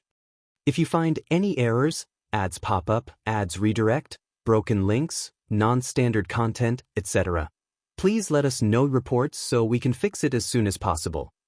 Chapter 1209. Makeup Gifts. Everyone in the room was shocked by Madame Yang. Eldest Aunt Gu was about to come forward when Gu Yundong hurriedly raised her hand to stop her. She hugged Madame Yang and patted her back gently. She said in a low voice, "Mother, it doesn't hurt. I'm fine. I'm not afraid." Madame Yang slowly calmed down, but she was still worried. She raised her hand and touched her face. The makeup artist was extremely anxious. Afraid that Madame Yang would roughen the bride's face again, she wanted to go forward and persuade her. Eldest Aunt Gu waved her hand. She could only sigh and step back. Gu Yundong comforted Madame Yang before holding her hand. She let her sit beside her and asked the makeup artist to put on her makeup again. Perhaps because their palms were connected, Madame Yang's heart also calmed down. She tilted her head and looked at her, saying, "Our Dong is really good looking. She's better looking than anyone else. It's because Mother is good looking that she gave birth to such a beautiful daughter like me." Madame Yang smiled until her eyes narrowed. She turned to look at eldest Aunt Gu and said smugly, "Dong said that I'm good looking." Eldest Aunt Gu did not know whether to laugh or cry. Yes. Of course you look good." As she spoke, her heart ached when she looked at Madame Yang. She was originally a good sister-in-law, but because of those bastards from the Gu family, she became like this. Now that Yundong was married, as the biological mother, she was still muddle-headed and did not realize anything. In fact, she couldn't even send her daughter off to get married soberly. She couldn't talk to Yundong on the night before she got married like other mothers and tell her what to pay attention to when she got married, let alone prepare a dowry for her daughter personally. In the future, when her illness was cured, this matter would probably become her greatest regret. Eldest Aunt Gu thought about it and could not bear to stay any longer, so she left the room. However, after a while, she came in again with a smile on her face. Guests are here. Old Master Liu's family is here. It was still early. Old Master Liu had a good relationship with Gu Yundong and came quite quickly. Gu Yundong looked up and saw Lu Yen enter happily. As soon as she entered, her eyes lit up. Yundong is so beautiful today that I can't move my eyes. Sister Lu, you're exaggerating. Gu Yundong let her sit. However, Lu Yen called for a maid behind her and handed over a box. I'm not exaggerating. Everyone's eyes are bright. Here, this is a makeup gift for you. Keep it well. Gu Yundong was stunned. She opened the box and saw a whole set of makeups inside. Before she could say anything, the others in the room widened their eyes. At this moment, in addition to Eldest Aunt Gu and the others, there were also a few wives from the village. There were Dong Xiulan and Madame Zhou, who were familiar with Gu Yundong, and there were also people who had come purely to see the bride and had yet to leave. Gu Yundong's room was huge. Even if these people entered, it would not be crowded. At this moment, when they saw the box of makeups, the few of them whispered and exclaimed. The Liu family is really generous. A full set of makeups should cost at least 20 taels, right? 20 taels? I think it's at least 50 taels. The Liu family is indeed a rich family in our county. If you give me those makeups, it'll go crazy.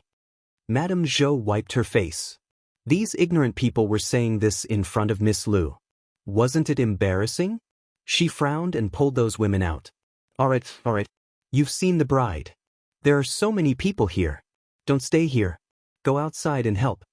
If you find any errors, ads pop up, ads redirect, broken links, non-standard content, etc., please let us know reports so we can fix it as soon as possible. Chapter 12:10. Everyone is here. After they left, Gu Yundong shook her head and said to Lu Yen, "It's too expensive." Lu Yen sat beside her and said softly, "It's not expensive. If it weren't for the fact that he was afraid that you wouldn't accept it, my father would have prepared a few more sets. This is a token of our family's appreciation. It's to thank you for letting that silly brother of mine not be tricked by the Zhang family. No matter what, you have to accept it." Since she had said so, Gu Yundong could not say anything else and nodded. Only then did Lu Yen smile. She knew about the Zhang family's matters. At this moment, she couldn't help but sigh that fools were blessed. Although her brother wasn't very promising, he had a good friend. She chatted with Gu Yundong for a while before leaving. After a while, Gu Yundong heard the Tao family's voice again. Then, Qin Wenzheng and his wife came over. Madame Gu also came to see her and gave her some makeup gifts. Unexpectedly, just as she left, Tong Shuitao came over to say that young master and young madam of the Peng family had arrived. Gu Yundong was stunned. She had indeed sent an invitation to Peng Zhongfei when she got married. After all, they were friends. She had to give him an invitation. However, she felt that with Peng Zhongfei's attitude of avoiding her, he probably wouldn't come. He would most likely find an excuse to reject her. She did not expect him to really come. Not only did she come, but she also brought Madame Yao with her. Gu Yundong's forehead twitched slightly. She did not like Madame Yao at all.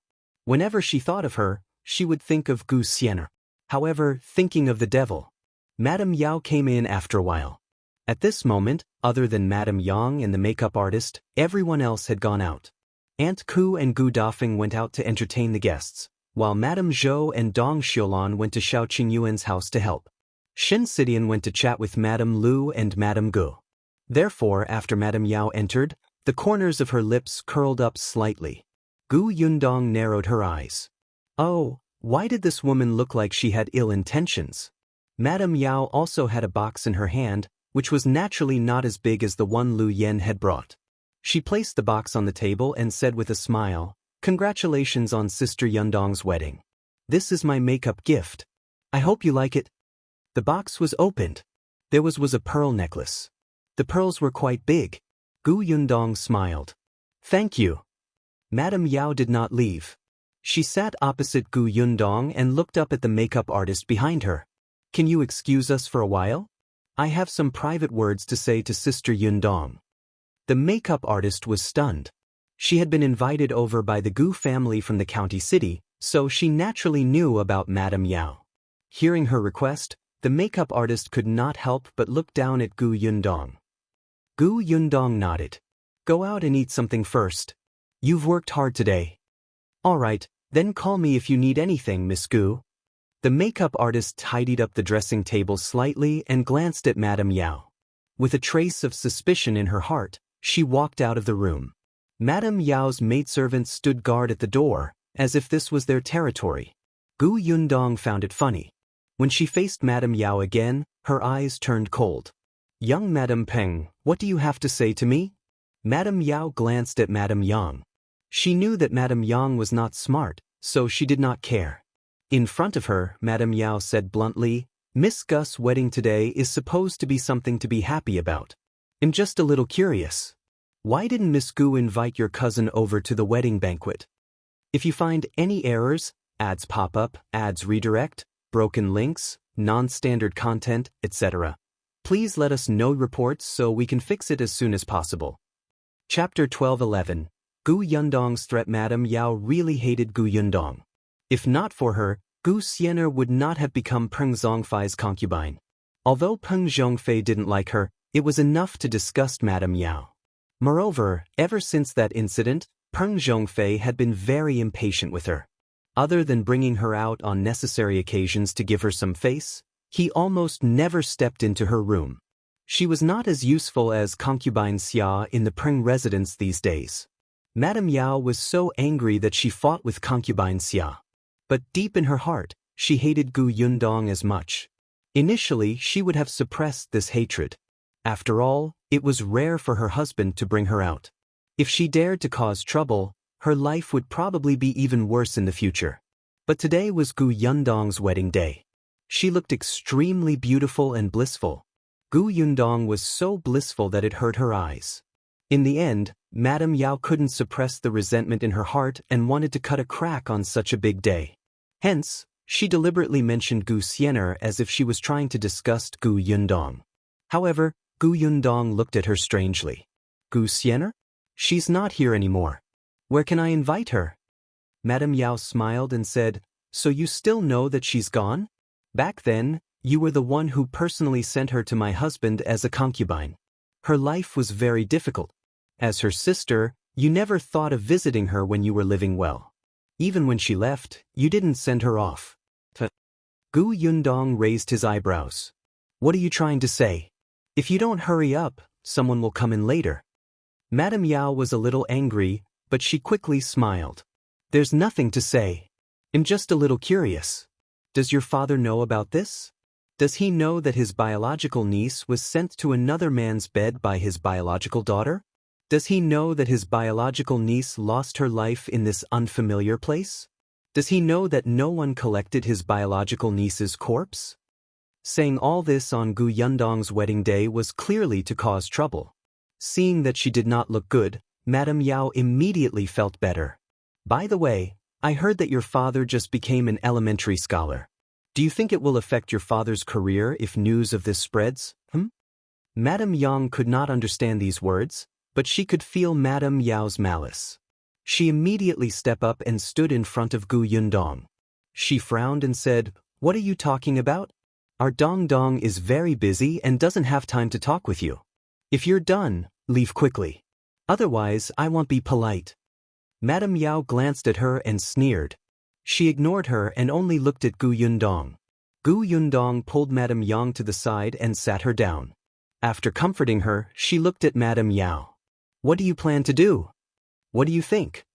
Gu Yundong smiled and said, "Do you want my father to think that I'm a ruthless daughter who doesn't care about her cousin? Or do you want to ruin my father's reputation? Madam Yao, you can try, but I promise that if you do this today, you will definitely be kicked out of the Peng family tomorrow and be abandoned. You will live a miserable life for the rest of your life. Madam Yao suddenly tightened her grip, wishing she could pounce on her and bite her. You make it sound like the Peng family will listen to you. Don't you think too highly of yourself? Even if my husband is on good terms with you, the old master and old madam of the Peng family won't allow him to divorce his wife and become enemies with my family. If you find any errors, ads pop up, ads redirect, broken links, non-standard content, etc., please let us know reports so we can fix it as soon as possible. Chapter 12:12. The groom is here. As soon as Madame Yao finished speaking, Tong Shuitao's voice came from outside the door. Miss, the prefecture magistrate's wife, the prefecture magistrate's son, and Miss Nia are all here. Madame Yao froze. What did she just hear? The wife of the prefecture magistrate? The son of the prefecture magistrate? She looked at Gu Yundong in shock. Gu Yundong smiled and said, "Did you hear that? Do you still think that the Peng family will not divorce you? Or do you think that your maternal family will dare to bring you back after you are divorced?" Madame Yao suddenly stood up and looked at Gu Yundong in disbelief. That's impossible. Do you know the prefecture magistrate's wife? She was just a little girl who had escaped from the famine. Even if she had some means and could earn some money, how could she know these influential people? Moreover, the prefecture magistrate's wife came to attend her wedding in person? Gu Yundong smiled.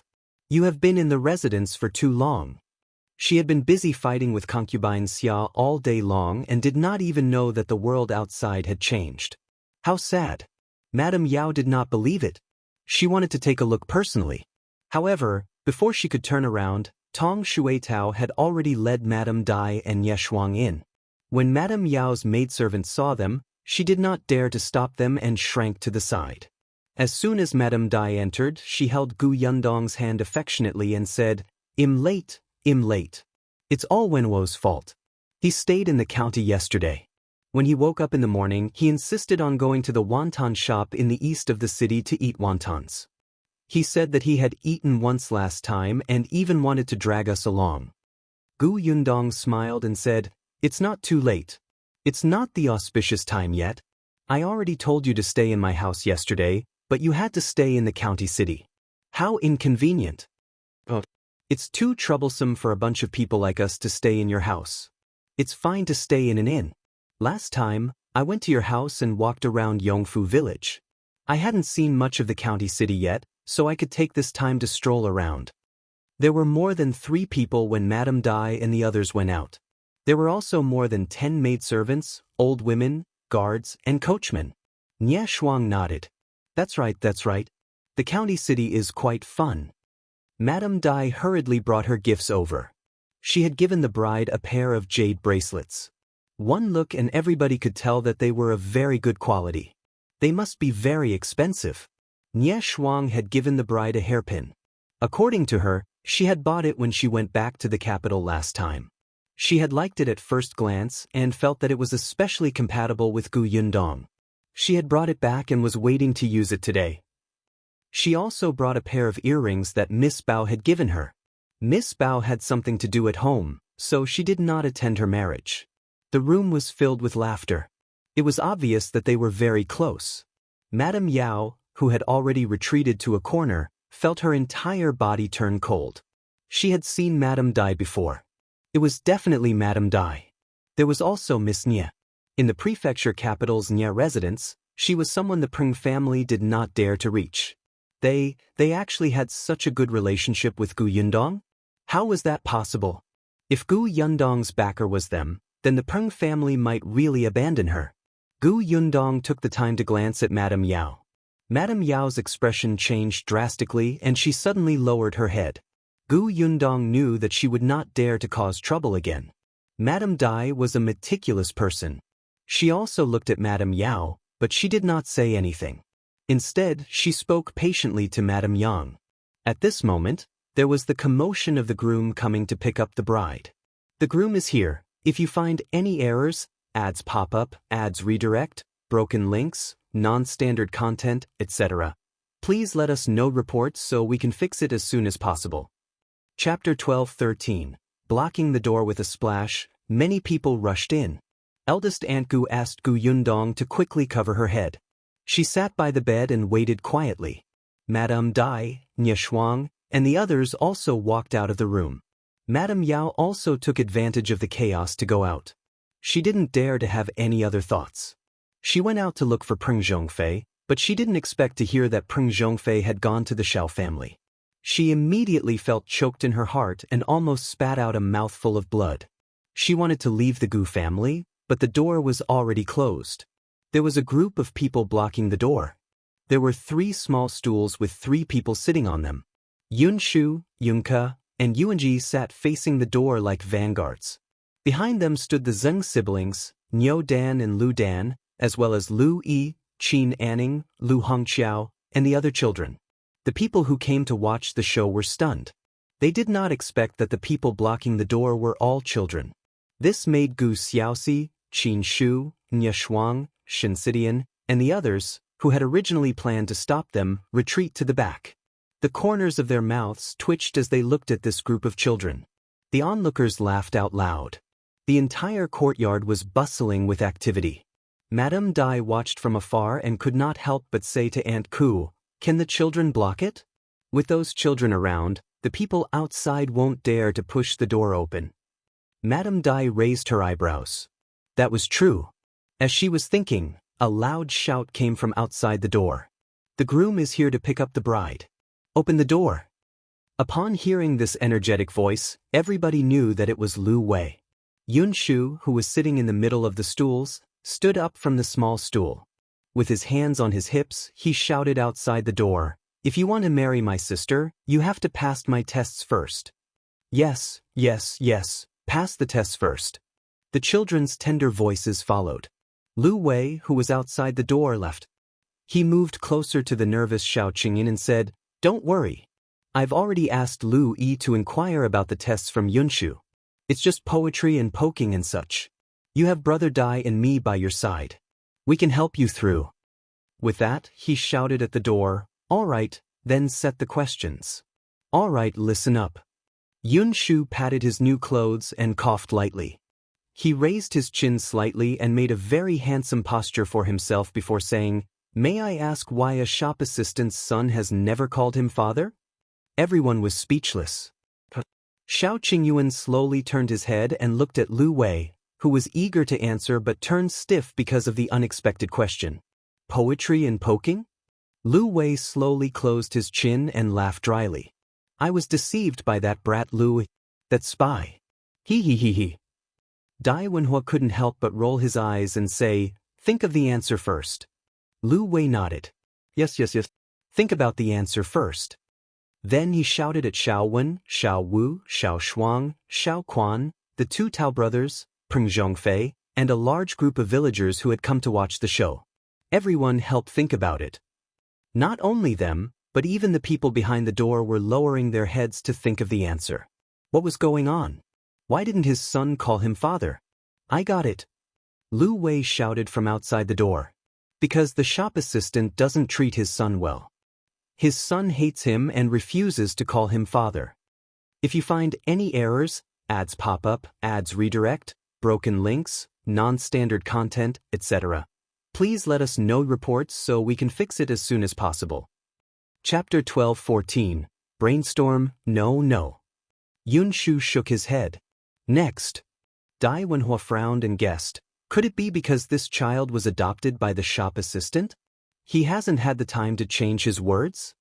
That's not right either. Peng Zhongfei immediately shouted, "I know. It must be because this shop assistant was cheated on by his wife. This son belongs to old Wang next door." Everyone was speechless. Xiao Qingyuan, Lu Wei, Dai Wenhua, and the others silently turned to look at Peng Zhongfei. They had the urge to beat him up. Lu Wei even reached out and pointed at him. "Are you stupid? How could a child like him come up with such a question?" Peng Zhongfei was unconvinced. "Do you dare to say that you didn't have such thoughts just now?"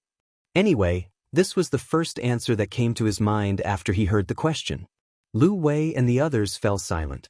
To be honest, they also felt that this was the standard answer. However, Yunshu snorted again. That's not right. None of them were right? Everyone could only lower their heads and start thinking hard. Xiao Qingyuan's fingers moved slightly, and he suddenly smiled.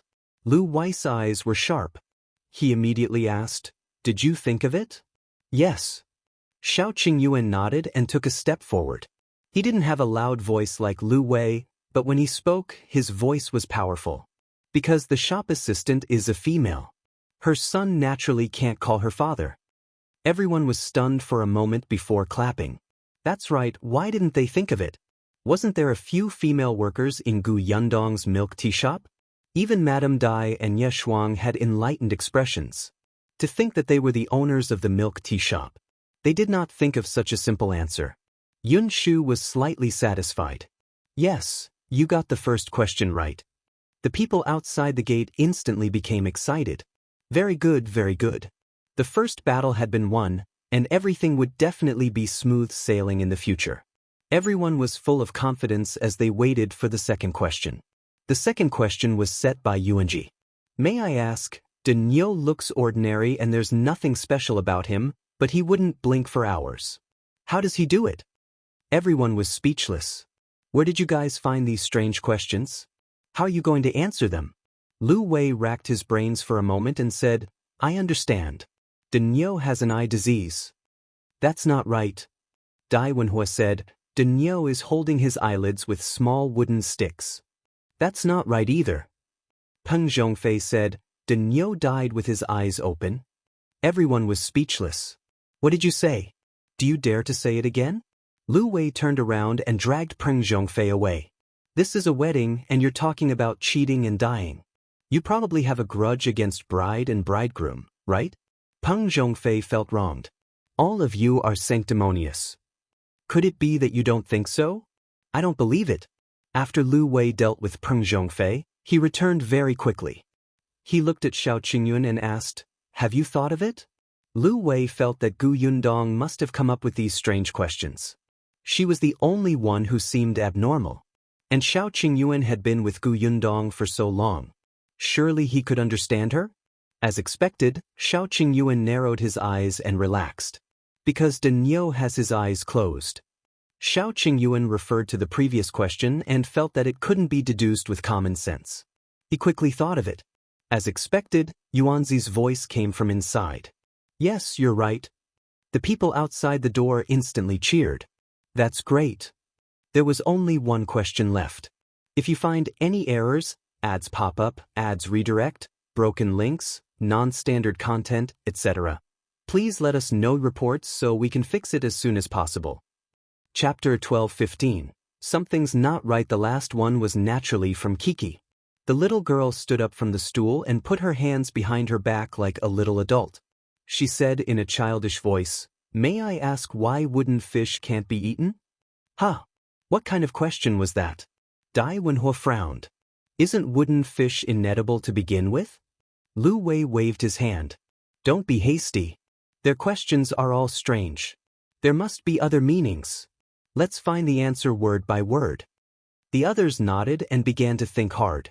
Yunshu and Yuanji, who were behind the door, were also stunned for a moment. They looked at each other. Yunshu said softly, Why did Kiki tell them the answer? I think she got the question wrong. She should be asking them what fish they can't eat. The two of them, what should they do now? They looked at Kiki. She looked very confident and happy. After a while, she even skipped over to Yunshu. Second brother, I'm so happy. I can be a female teacher for once. Wasn't the question I asked just now especially good? Yunshu's face instantly turned serious. He patted the little girl's head and nodded firmly. Yes, Kiki is especially good. That question just now was very good. Yuanji also nodded. Look, there's no movement outside. Everyone is stumped by you. The little girl was even happier. She patted her small chest. That's right. Your questions are too simple. Sure enough, you still have to rely on me. The two brothers nodded vigorously. After the little girl turned her head, they whispered, What should we do? If cousin-in-law can't answer, my cousin won't be able to get married. It's fine. My brother-in-law will definitely think of a way. That being said, there was no sound coming from outside. They were very anxious. Lu Wei, who was at the door, was also anxious. He asked Xiao Qingyuan in a low voice, "Have you thought of it?" Xiao Qingyuan frowned. "I don't think this question is right." Damn, none of the 3 questions they came up with were right? Xiao Qingyuan still felt that something was wrong. It was getting late, and he really couldn't find the direction. After a pause, he could only carry out Plan B. He gave Dai Wenhua a look. The latter immediately walked to the side and looked at the high wall in front of him. Although the wall was quite high, it was not a problem for him. Therefore, he jumped up and stepped on the wall to climb up. On the other side of the door, Lu Wei also stuck out his butt and said through the gap in the door, "Kiki, we really can't think of anything. How about this? How about we give you red packets?" Kiki was about to shake her head. They had already figured out the answers to the questions, so they had to think of her questions. However, when the villagers in the courtyard heard about the red packet, they seemed to be on steroids and shouted, "Hurry, hurry, hurry. If you can't figure out the answer, give us the red packets." Seeing that Kiki was unhappy, Yunshu quickly rushed forward and whispered to her, "Your questions are too difficult. Let's let them compensate us with red packets. If it's too late, we'll miss the auspicious time." The little girl pouted and hesitated for a long time before nodding. "All right." Lu Wei immediately became happy. He reached out and took red packets from the cloth bag he carried with him and stuffed them through the gap of the door one by one. A group of children ran to the door and snatched them. Even some thick-skinned adults squeezed over and instantly pushed the children to the side. If you find any errors, ads pop up, ads redirect, broken links, non-standard content, etc., please let us know reports so we can fix it as soon as possible. Chapter 12:16. Yundong, are you willing to marry me? When Xiao Qingyuan heard the commotion, he frowned and looked up at the wall. Dai Wenhua also had a cloth bag hanging from his waist. He grabbed a handful of red packets from it and scattered them in the courtyard. "Let's grab the red packets here." As soon as he finished speaking, everyone saw the rain of red packets falling. Compared to snatching red packets from under the door, of course, there were more scattered in the courtyard. The crowd dispersed. The adults had gone to the courtyard. Even the children had gone. Lu Wei chuckled and said to Kiki and the others at the door, "Don't worry, I'm giving you big red packets. Those are not even as big as yours. Hurry up and put them away." Kiki's eyes lit up. She hurriedly nodded and placed the red packets into her small bag. Then she waved her small hand domineeringly and said to her brother, "All right, open the door. Let them in." Yunshu and Yuanji were speechless. "Aren't you too easily bribed?" However, she was not the only one who was bribed. Soon, 2 adults ran over and removed the bolt. Then they carried the 3 children and stood to the side. As soon as the door opened, the people outside instantly rushed in. Yunshu and Yuanji were dumbfounded. Could it be like this? Xiao Qingyuan walked in elegantly in a red wedding suit. His usually indifferent face was filled with joy, and there was a smile at the corners of his eyes. As soon as he entered, he reached out and rubbed the children's heads. He took out 3 big red packets from his sleeve and placed them in their hands. After the 3 children accepted the red packets, Xiao Qingyuan strode towards the new house.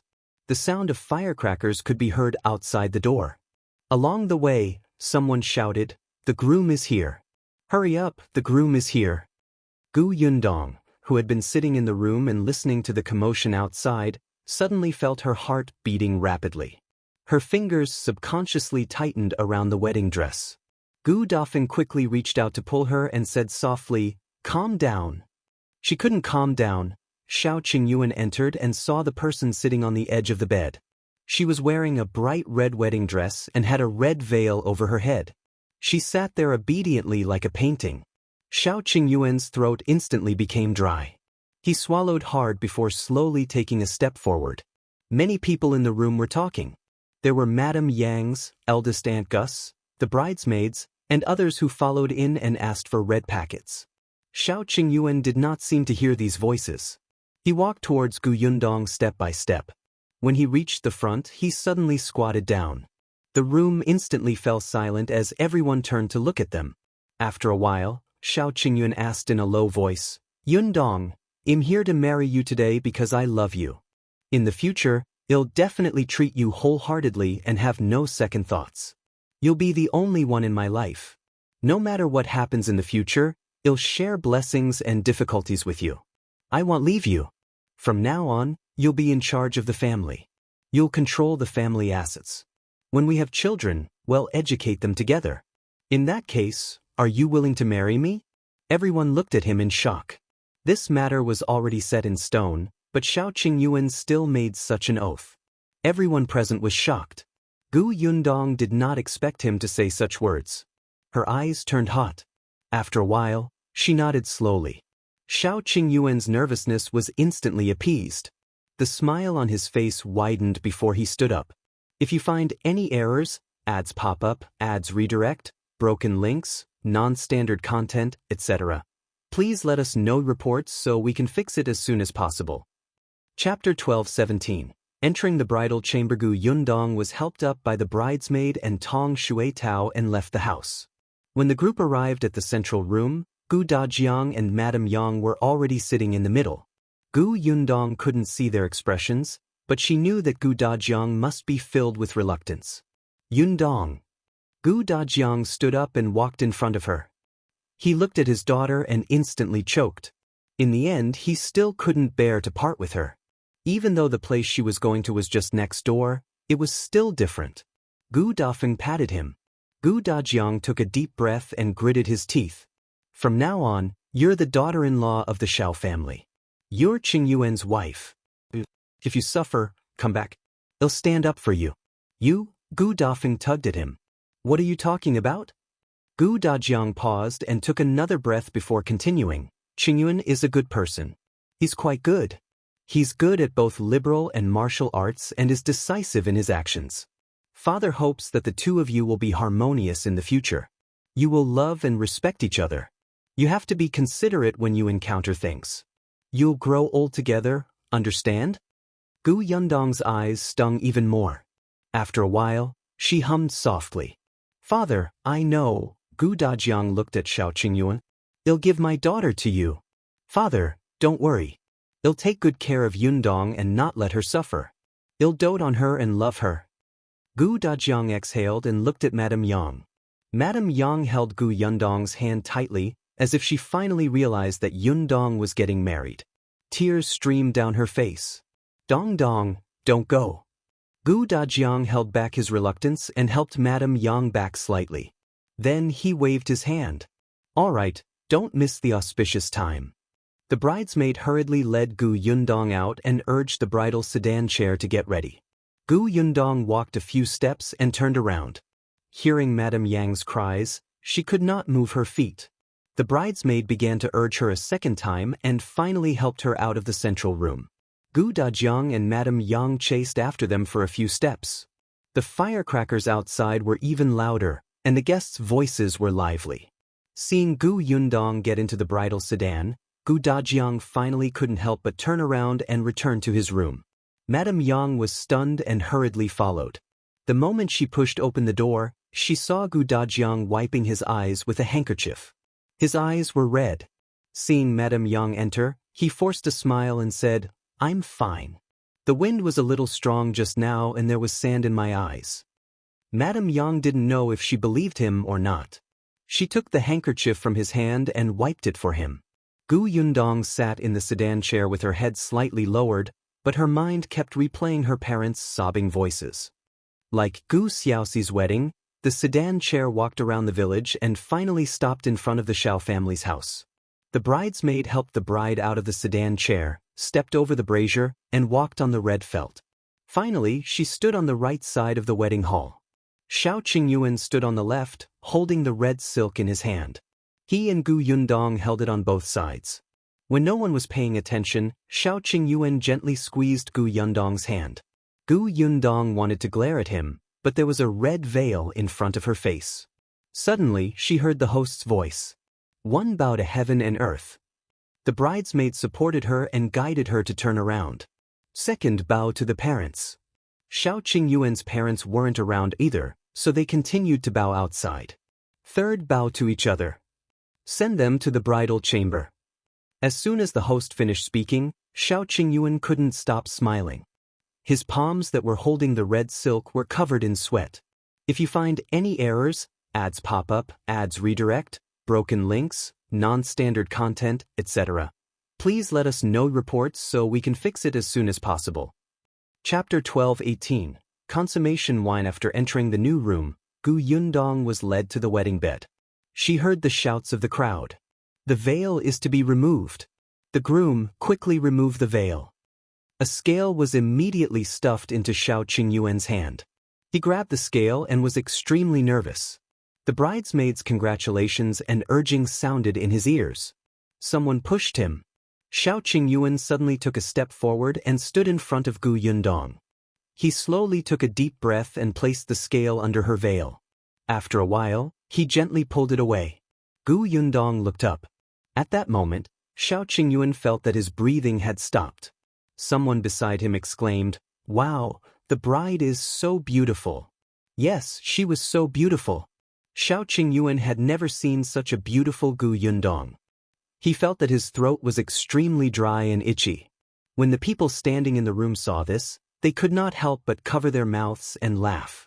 The bridesmaid even pulled him and asked him to sit with Gu Yundong. Xiao Qingyuan looked at her intently until there was a glass of wine in his hand. Gu Yundong laughed.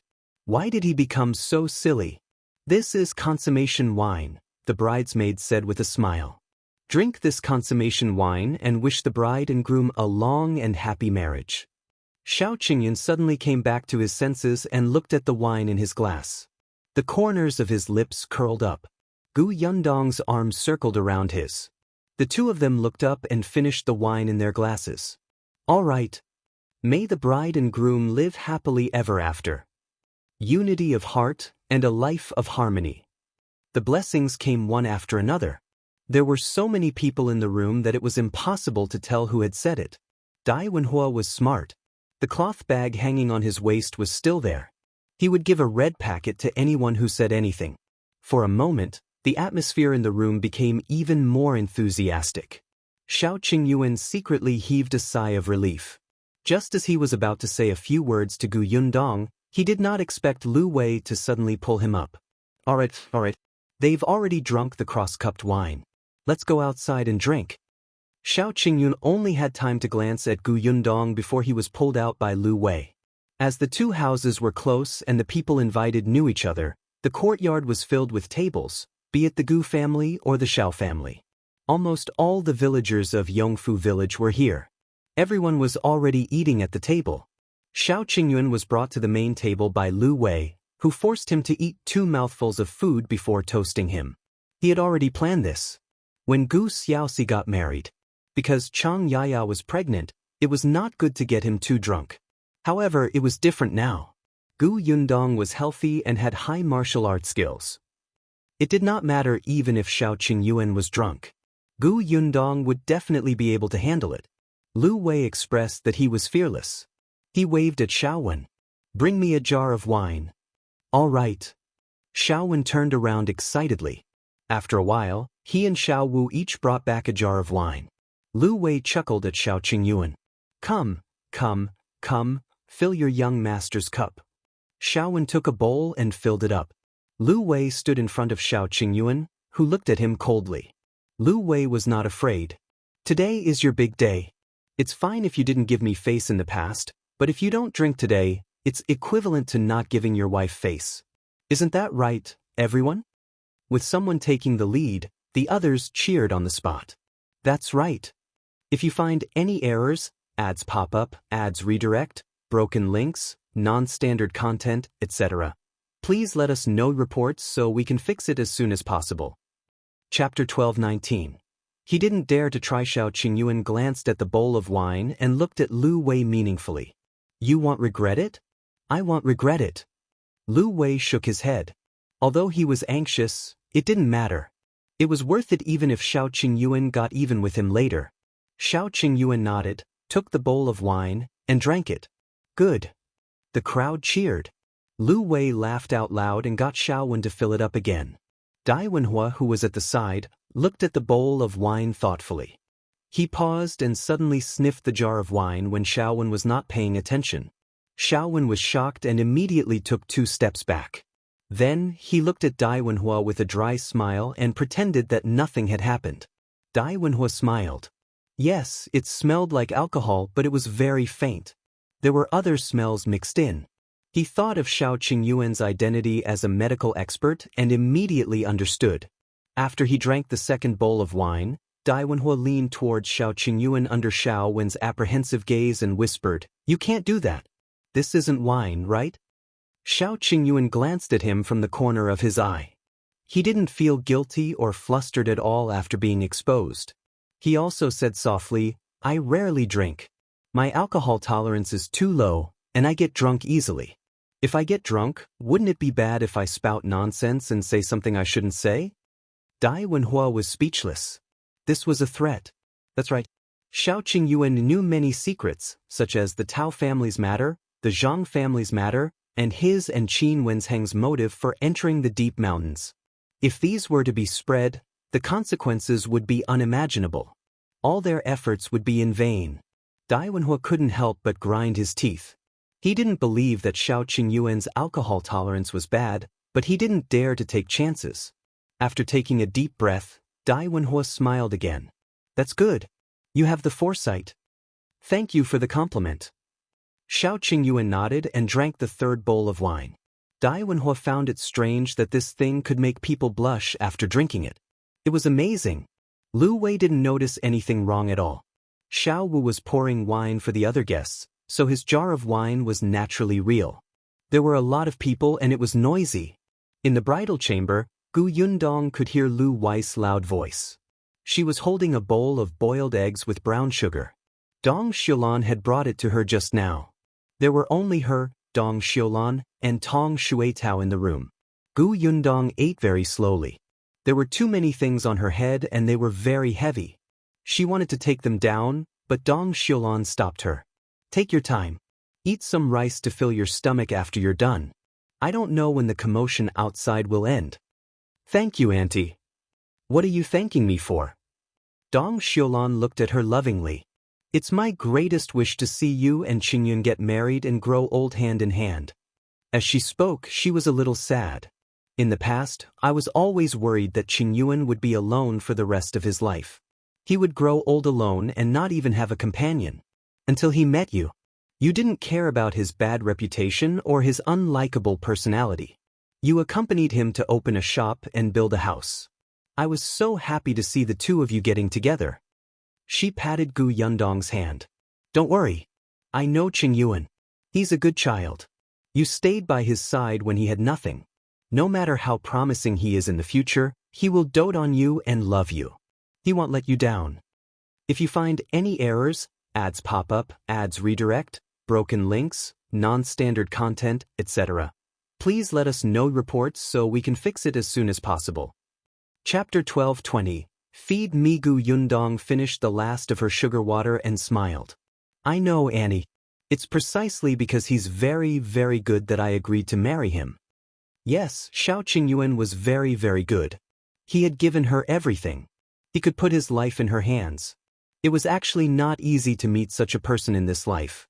After the brown sugar egg was finished and the meal was over, Dong Xiulan tidied everything up and asked Tong Xuetao to help Gu Yundong sit on the bed again.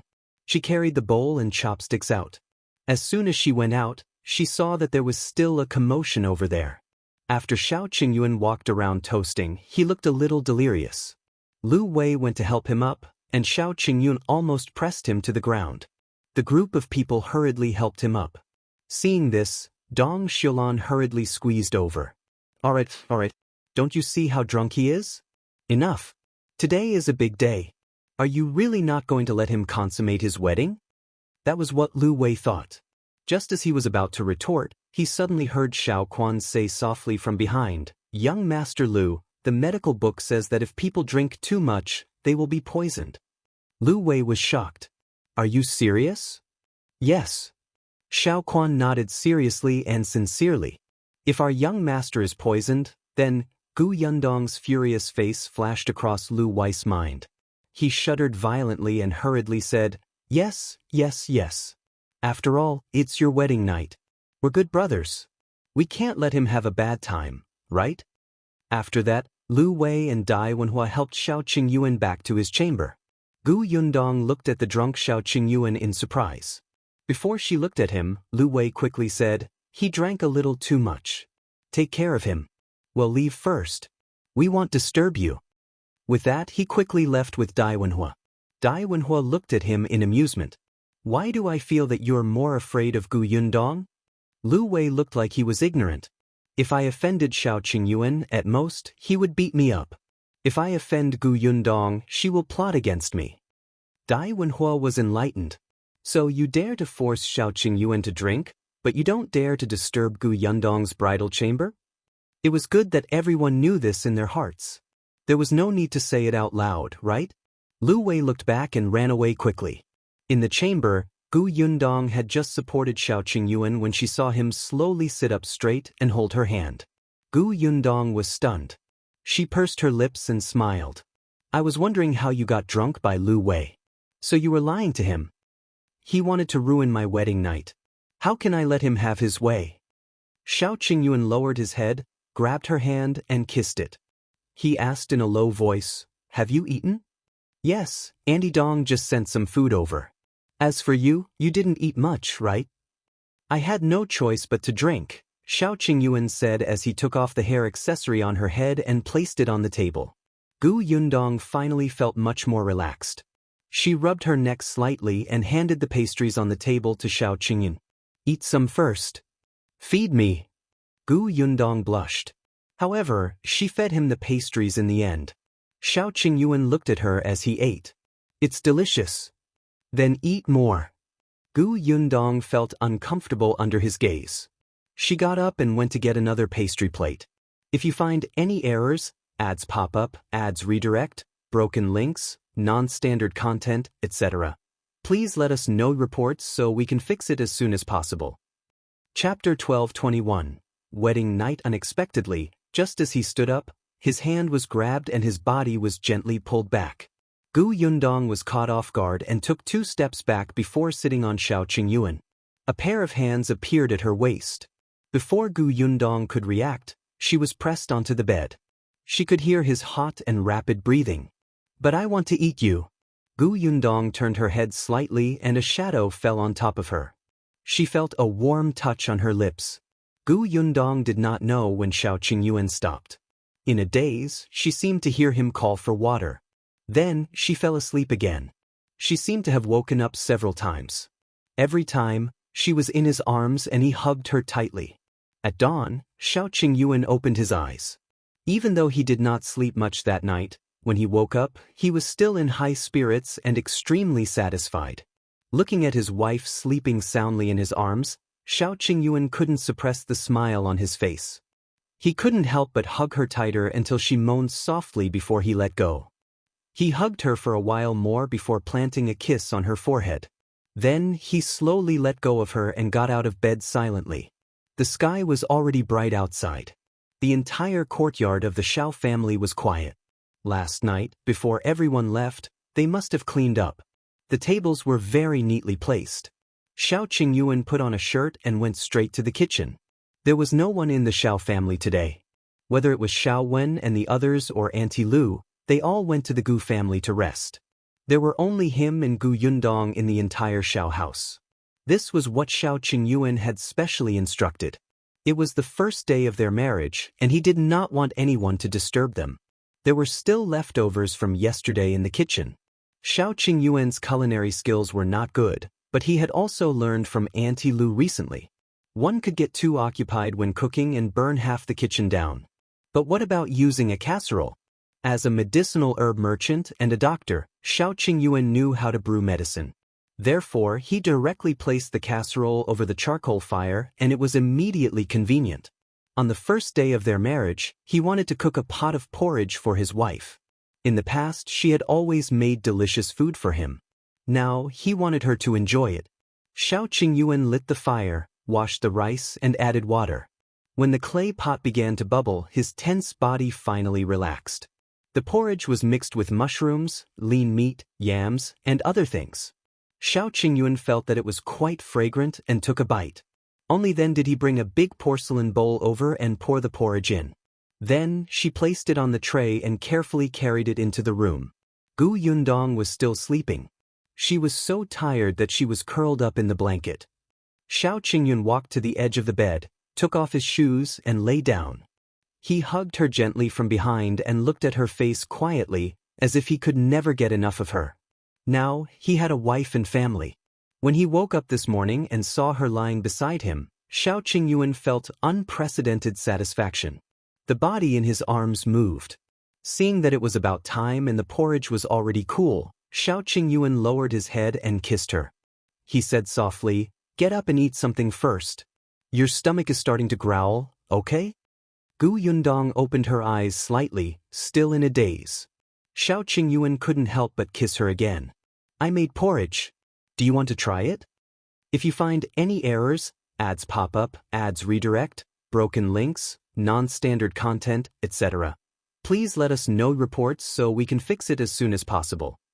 Chapter 1222. Warm two-person world. Gu Yundong was shocked and immediately sobered up. She blinked in a daze, as if she wanted to confirm if the person in front of him was serious. Xiao Qingyuan was tempted and kissed her again. "Are you getting up?" Gu Yundong nodded. Just as she was about to get up, she realized that she was only wearing her lingerie. She immediately blushed and slid back under the blanket. The crazy thing that happened last night suddenly flashed across her mind. For a moment, she didn't know how to face him.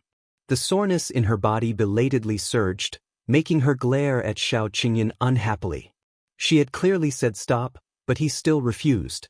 He was simply a beast. However, Xiao Qingyuan felt as if she was winking at him. He was already a ball of fire when he woke up in the morning, so how could he restrain himself now? He immediately lowered the curtain and pounced on her. Gu Yundong was speechless. When the two of them got up again, the pot of porridge was completely cold. Gu Yundong lay motionless on the bed and did not want to talk to Xiao Qingyuan. The latter touched his nose and knew that he was in the wrong. He said softly, "I'll heat it up, all right?" Xiao Qingyuan carried the pot of porridge to the kitchen again. Gu Yundong lay on his back and looked at the bed curtains. She still felt a little surreal. She was really married to the man she loved. From now on, she would live with him and face all the suffering and happiness. Although this person was a little beastly in some aspects, Gu Yundong was still very happy. Xiao Qingyuan brought the pot of porridge back in a hurry. After it was heated up, it was unknown if it was because his skills were not good, but the porridge was a little burnt. Xiao Qingyuan frowned and sighed. "Forget it. I'll go find Auntie Lu." He was about to leave when Gu Yundong quickly stopped him. "No need. It smells good. Give me a bowl." Xiao Qingyuan looked conflicted. It smelled burnt. How was it good? However, he still obediently scooped a bowlful and placed it in front of her. Gu Yundong sat in front of the table. Her hands were still weak. Xiao Qingyuan immediately blew on the porridge and fed her. "How is it?" "It tastes all right." Gu Yundong took a sip. It was actually quite delicious. Although it smelled burnt, as long as the bottom layer was not eaten, the other parts were quite fragrant. Xiao Qingyuan heaved a sigh of relief. He sat closer to her and fed her bit by bit with a spoon. There were only the two of them in the entire Xiao family. Everything was very quiet and carefree. After lunch, it was already past noon. The two of them leaned against each other under the grape trellis and read for a while. Xiao Qingyuan was holding a medical book, while Gu Yundong was holding a storybook. Occasionally, the voices of the villagers could be heard from next door. Now, the area beside the Xiao family was no longer empty. On the right was the Zhang family, and on the left was a family who had built a house not long ago. At this moment, the woman in this family was scolding her son, who was playing everywhere. Gu Yundong found it interesting and could not help but narrow her eyes. Xiao Qingyuan lowered his eyes and kissed the corner of her mouth. The two of them wandered for the entire afternoon. At night, Gu Yundong cooked noodles. Xiao Qingyuan was especially satisfied. At night, he was full of energy and wanted to pull Gu Yundong along. However, on account of her first taste of human affairs and the fact that she was returning home tomorrow, he decided to rest early. The next morning, Gu Yundong was indeed much more energetic. If you find any errors, ads pop up, ads redirect, broken links, non-standard content, etc., please let us know reports so we can fix it as soon as possible. Chapter 12:23. We're going to the capital too. The Xiao family and the Gu family were only a few steps apart, so after the two of them got up and tidied up, they knocked on the Gu family's door not long after. Gu Dajiang and Madame Yang had been waiting for a long time. When they saw Gu Yundong, their eyes couldn't help but sting. Although she had only been married for a day, it was still very uncomfortable to suddenly have one less person in the family. The children, in particular, pulled her along and started chatting. Gu Yundong was dragged away by her younger siblings while Xiao Qingyuan chatted with his father-in-law and the rest. The atmosphere was rather harmonious.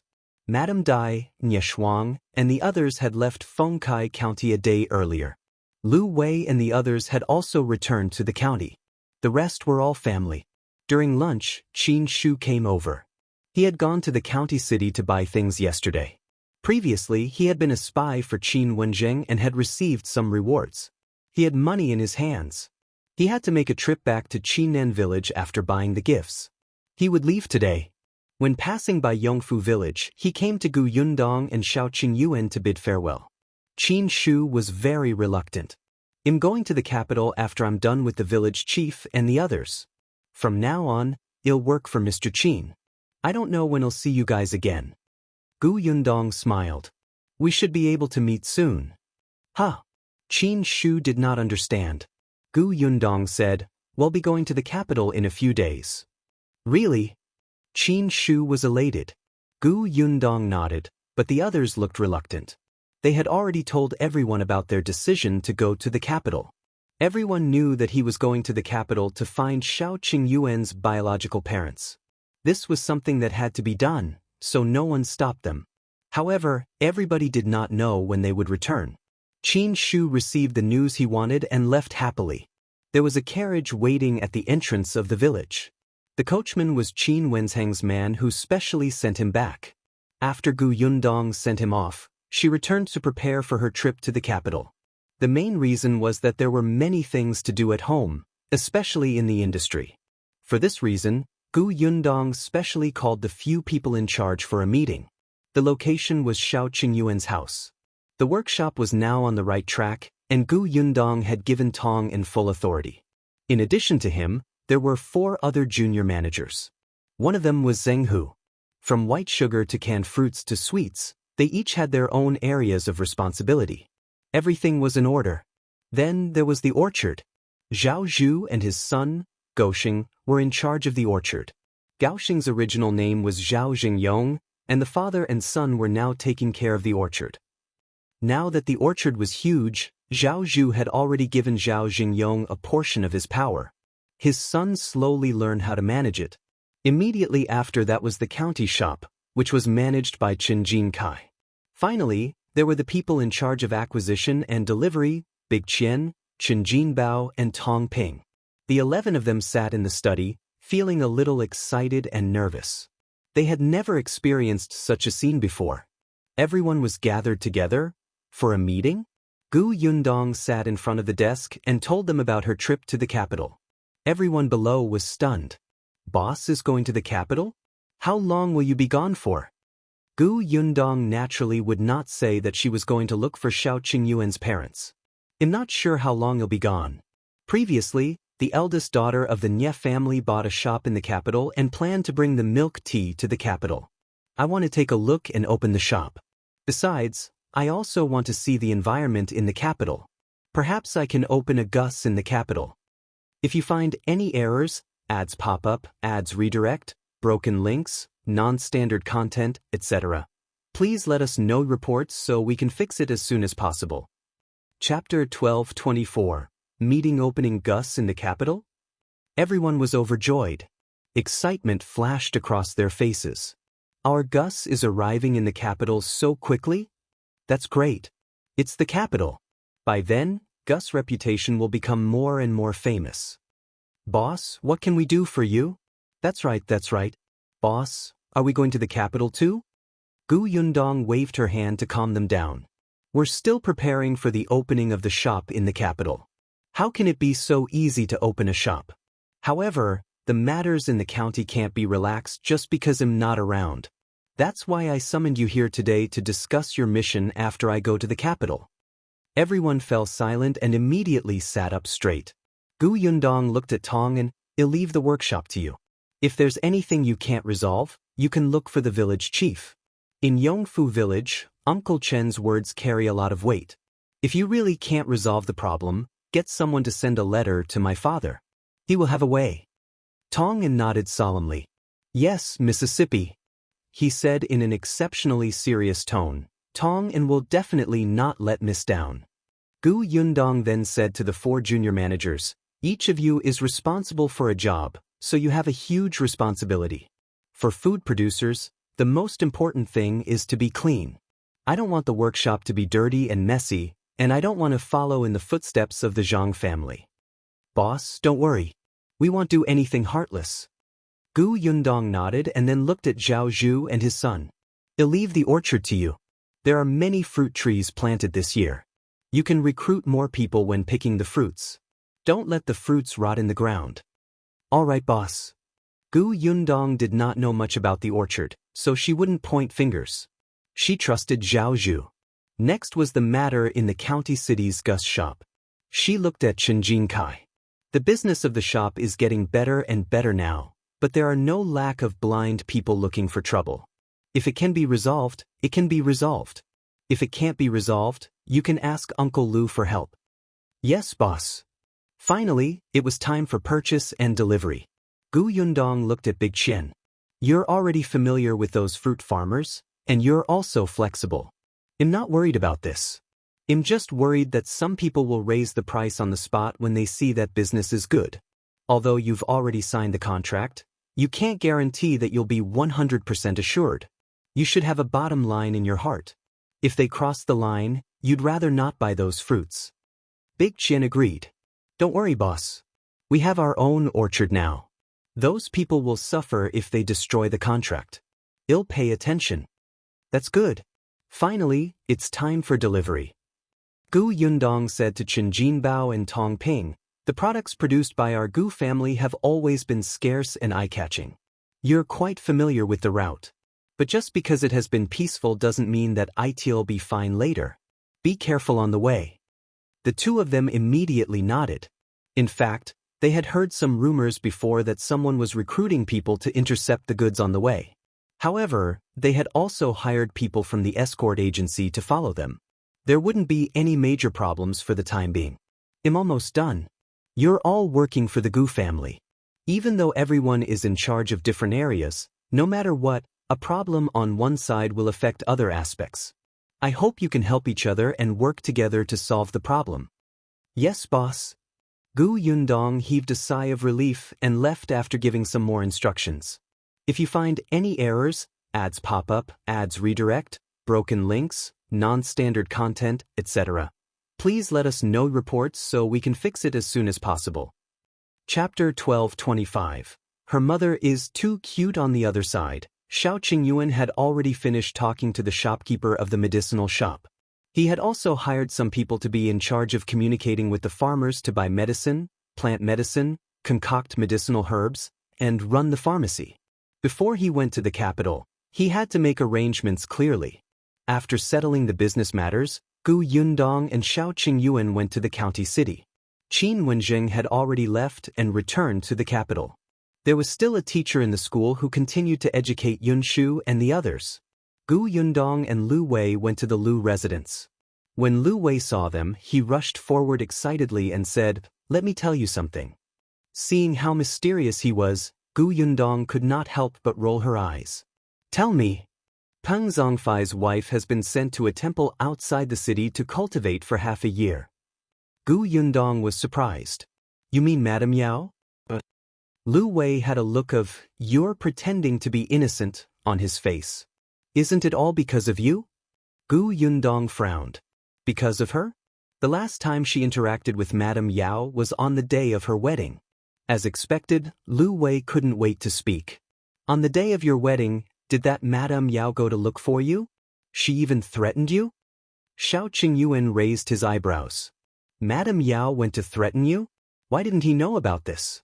Gu Yundong waved her hand. It's all right. She's just talking. She doesn't dare to respond to my words. As she spoke, she asked Lu Wei, who said that she threatened me?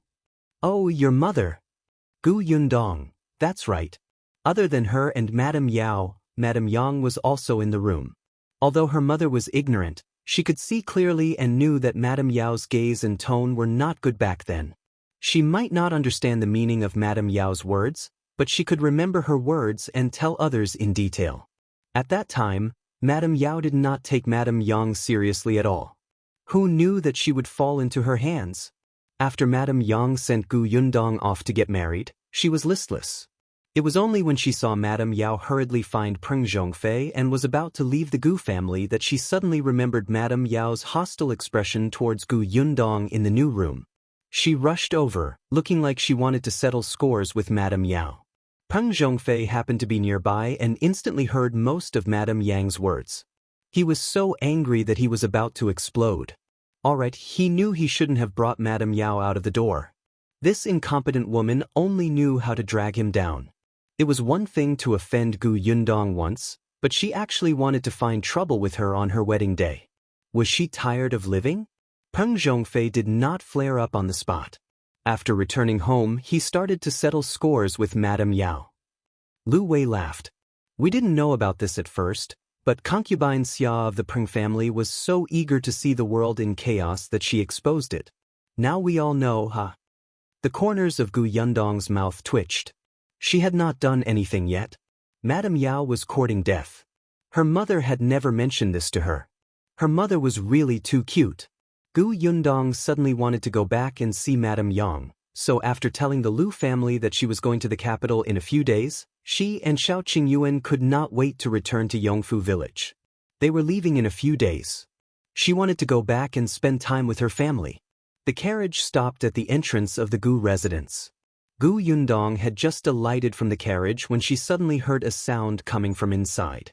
If you find any errors, ads pop up, ads redirect, broken links, non-standard content, etc., please let us know reports so we can fix it as soon as possible. Chapter 1226, Gu Xiaoxi's way out. Gu Yundong was shocked. He exchanged glances with Xiao Qingyuan and hurried in. The voice beside her ear started to become clearer. It was Gu Xiaoxi's voice. The scholar was so angry that he fell back on the spot. He pointed at the woman and said, "You're simply twisting logic. I want to talk to you again. A good man doesn't fight with a woman." After saying that, the scholar hurriedly wanted to leave. Unexpectedly, the woman stretched out her leg. The scholar wasn't careful and tripped on the spot. He fell and was stunned. His face turned red and he cried. Ha ha ha.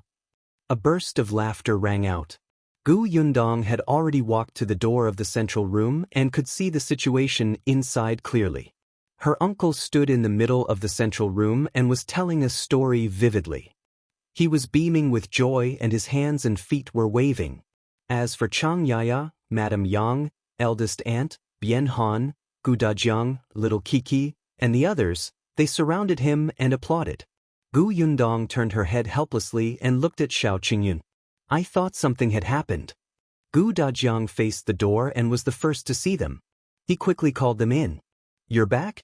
Did everything go smoothly? Everything went well. Gu Yundong walked in and sat beside Madame Yang, holding her hand. Madame Yang was stunned for a moment before she grabbed her hand and smiled until her eyes narrowed. Gu Yundong asked, What are you doing? Your uncle is telling a story, Chang Yaya said. Today, when the baby moved, he started talking to the child. As he talked, it became storytelling. She did not expect things to develop like this. Initially, she was the only one listening. Later, the entire family came to listen, and all of them listened with relish. It made her not know whether to laugh or cry. Gu Yundong was surprised. Uncle is so good? Gu Xiaoxi chuckled. On the other hand, Chang Yaya said with a speechless expression, You don't know this, but ever since he heard a story in the prefectural city, he fell in love with it.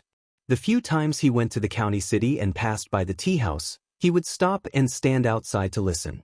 Once, he was so engrossed in listening that he almost missed the time when the city gate closed. Gu Yundong really did not know about this. She did not expect her uncle to like this. Xiao Qingyun, who was standing behind her, suddenly said, "If little uncle is interested, you can go to the tea house to be a storyteller." When I heard little uncle tell the story just now, it was actually not inferior to those storytellers. Xiao Qingyuan was right. When Gu Xiaoxi told the story, he was simply engrossed in it. His tone was cadenced and it sounded very picturesque. Of course, he was slightly inferior to the experienced storytellers in the prefectural city, but he was as good as the tea house storytellers in the county city. The only thing he was lacking in was probably his lack of confidence. Gu Xiaoxi was only so open in front of his family. If they were in a tea house, he would probably feel restrained and uncomfortable. Furthermore, there would occasionally be unexpected situations in the tea house, and Gu Xiaoxi didn't have the ability to deal with them. But these could be trained. When Gu Xiaoxi heard that he was going to be a storyteller, he immediately waved his hand and shook his head. No. With my lousy skills, I can only tell stories to my child. How can I have the ability to go to a tea house to tell stories? I don't want to ruin other people's business when the time comes. No. I'll just farm at home. He didn't dare. He was timid. Usually, even if he went to listen to stories, he would stand at the door and listen. If you find any errors, ads pop up, ads redirect, broken links, non-standard content, etc., please let us know reports so we can fix it as soon as possible. Chapter 12:27. Just do it. However, Gu Yundong's eyes lit up when she heard that. Sure. It's rare for younger uncle to like something. Why can't he give it a try? Although being a storyteller can't compare to doing business by himself or focusing on craftsmanship, he can get a basic salary. Occasionally, if the story is good, he can even be rewarded when he meets generous customers. Most importantly, little uncle liked it. Uncle, you're not confident now, but you'll be fine after training for a while. Moreover, you can read and speak loudly. Look, everyone surrounded you just now and was attracted by you. This means that you're very good, right? The others nodded repeatedly. Kiki clapped until her hands turned red. It's great. It's just slightly worse than my elder sister's. It's better than everybody else's. The young lady liked it the most when her elder sister told her bedtime stories in the past. She still remembered it now. In the future, when the younger brother in her aunt's stomach was born, she would tell him. Gu Dajiang agreed. It's indeed not bad. It's already very impressive to be able to memorize everything after hearing it once. Chang Yaya also thought it was a good idea. And every time you tell a story, your eyes shine. It was especially charming. Gu Xiaoxi felt a little embarrassed. Is it really that good? Gu Yundong nodded. Yes. If you're worried that you won't be able to speak in front of those guests, you can find a place to experiment first. She lowered her eyes and thought for a while. Suddenly, she clapped her hands. How about this? We can try it in our village first. Uncle knows almost all the villagers in Yongfu village. When the time comes, we can organize everyone to go to the grain sunning field in the evening. Tell everyone a story. Tell them what you heard in the county city. Anyway, it's free. Everyone will definitely like to hear it. Xiao Qingyuan also said, the weather isn't too cold now, and everyone is willing to go out. Uncle shouldn't be afraid in front of people he knows, right? Gu Xiaoxi thought for a moment. Then, there's really nothing to be afraid of. He was even eager to give it a try. Gu Dafeng stood up. Let's go and find the village chief now. We'll start tonight. Gu Xiaoxi let out a huh. Then, he was pulled away by Gu Dafeng. The people in the room looked at each other and then laughed. Chang Yaya was actually quite happy. Although she felt that Gu Xiaoxi's farming was quite good, he was too tired. Every day, she would watch him return home after a day of work, but the results were average. Her heart ached. In particular, Gu Xiaoxi's sister and brother's lives were getting better and better. This was actually quite stimulating. He also wanted to work hard to catch up. He didn't want to drag them down. He also wanted to live a good life for his unborn child. However, he did not want to completely rely on eldest sister and second brother. He wanted to rely on his own ability. However, no matter how he thought about it, he only knew how to farm. These days, Chang Yaya would sometimes see him reveal a very confused expression. Now that he had found a job that he liked, that was the most gratifying thing for her. Not long after, Gu Dafeng returned. Gu Xiaoxi's face was filled with excitement. The village chief has agreed. He is very supportive. He said that everyone is living a good life now. Some people have nothing to do at night and start to quarrel with others. Recently, the village chief has gone to several families to stop the fight. He's exhausted. Now that they can listen to books, these people can finally stop. If you find any errors, ads pop up, ads redirect, broken links, non-standard content, etc., please let us know reports so we can fix it as soon as possible. Chapter 12:28. Success. Everyone laughed when they heard that. In the evening, the drying field was indeed filled with people. Most of them brought stools over, and some even brought food. It looked even more lively than a banquet. All of them were extremely excited. I've never heard a storyteller telling a story before. This time, I finally have a chance to listen. That's right. When I went to the county previously, I was extremely curious when I saw the customers in the tea house cheering. However, I didn't have money in my pocket and didn't dare to enter. I didn't even dare to get close. I went to listen to it once. The feeling, TSK, it's very beautiful. It's just that tea is too expensive. I could only hide outside and listen. When Gu Yundong arrived, there were almost no seats left. Fortunately, she was Gu Xiaoxi's family and had special privileges. The seats in the front row had already been reserved for them. Gu Yundong and Xiao Qingyuan quickly walked through the crowd to the front. As soon as they sat down, Gu Xiaoxi walked up with an excited and uneasy expression. Gu Yundong clenched her fists and cheered him on. When Gu Xiaoxi saw this, he instantly felt confident. He swept his gaze across the crowd below. Very good. They were all familiar faces. He was not afraid anymore. There was already a table in front of him. Gu Xiaoxi imitated the storyteller in the tea house and slammed the wooden tablet. The buzzing crowd instantly quietened down. Everyone's gaze was focused on Gu Xiaoxi. Gu Xiaoxi was inexperienced and did not know anything about opening lines. When everyone looked at him, he went straight to the point. In the distant sea, there was a girl called Xiaoyu. Xiaoyu had been well protected since he was young. Her family was harmonious, and her parents doted on her. Until one day, as Gu Yundong listened, she felt that something was wrong. This story sounded familiar. She looked at Kiki, who was sitting in Gu Dajiang's arms and listening with interest. She carried the little girl over. Ha! The little girl's body suddenly rose into the air. She was stunned and quickly turned her head.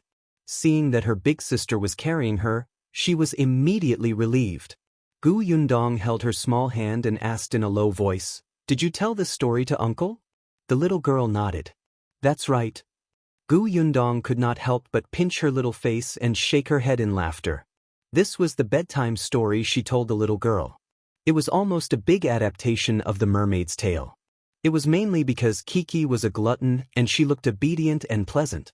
Gu Yundong was worried that the little girl would be tricked by others with just a little food, so she deliberately made up a story to tell her not to be easily deceived by strangers. She did not expect her uncle to tell such a story today. Actually, this was also good. Now that the conditions in Yongfu village were good, countless people outside wanted to marry the girls in the village. It would be fine if they only liked the girls because of the good conditions, but those people who had ill intentions and directly schemed against other people's assets would use despicable methods to deceive the girls. That would be terrible.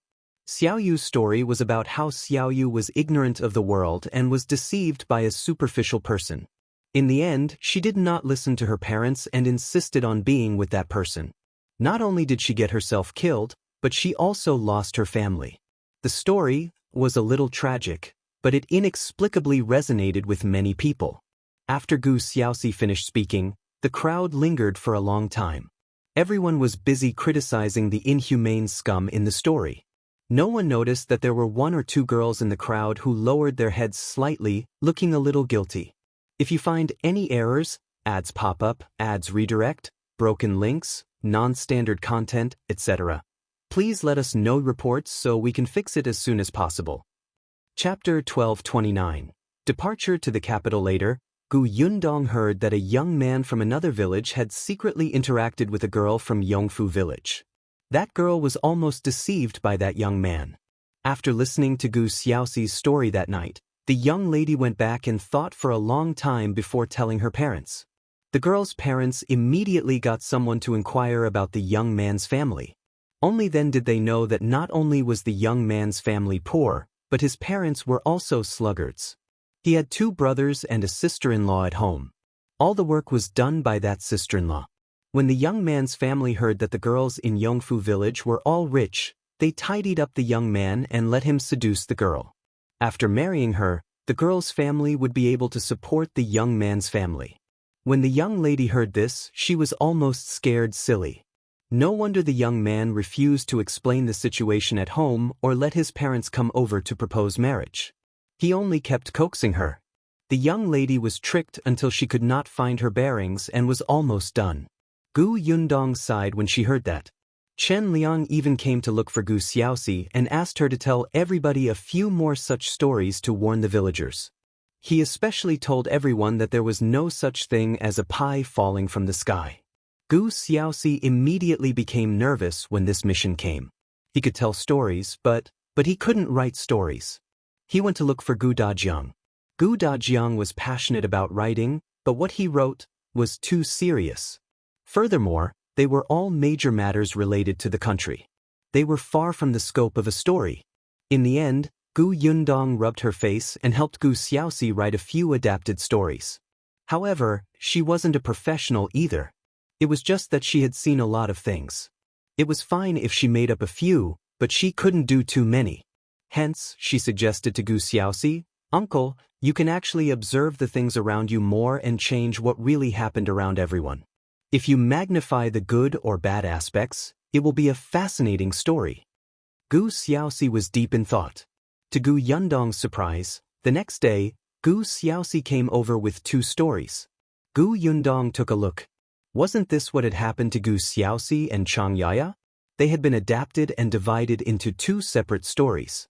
But one was a story about a wife who loved a young master from a rich family and wanted to climb up the social ladder by framing her man. The other was a woman who had no one to rely on. She was deceived by a friend with ill intentions and was almost killed.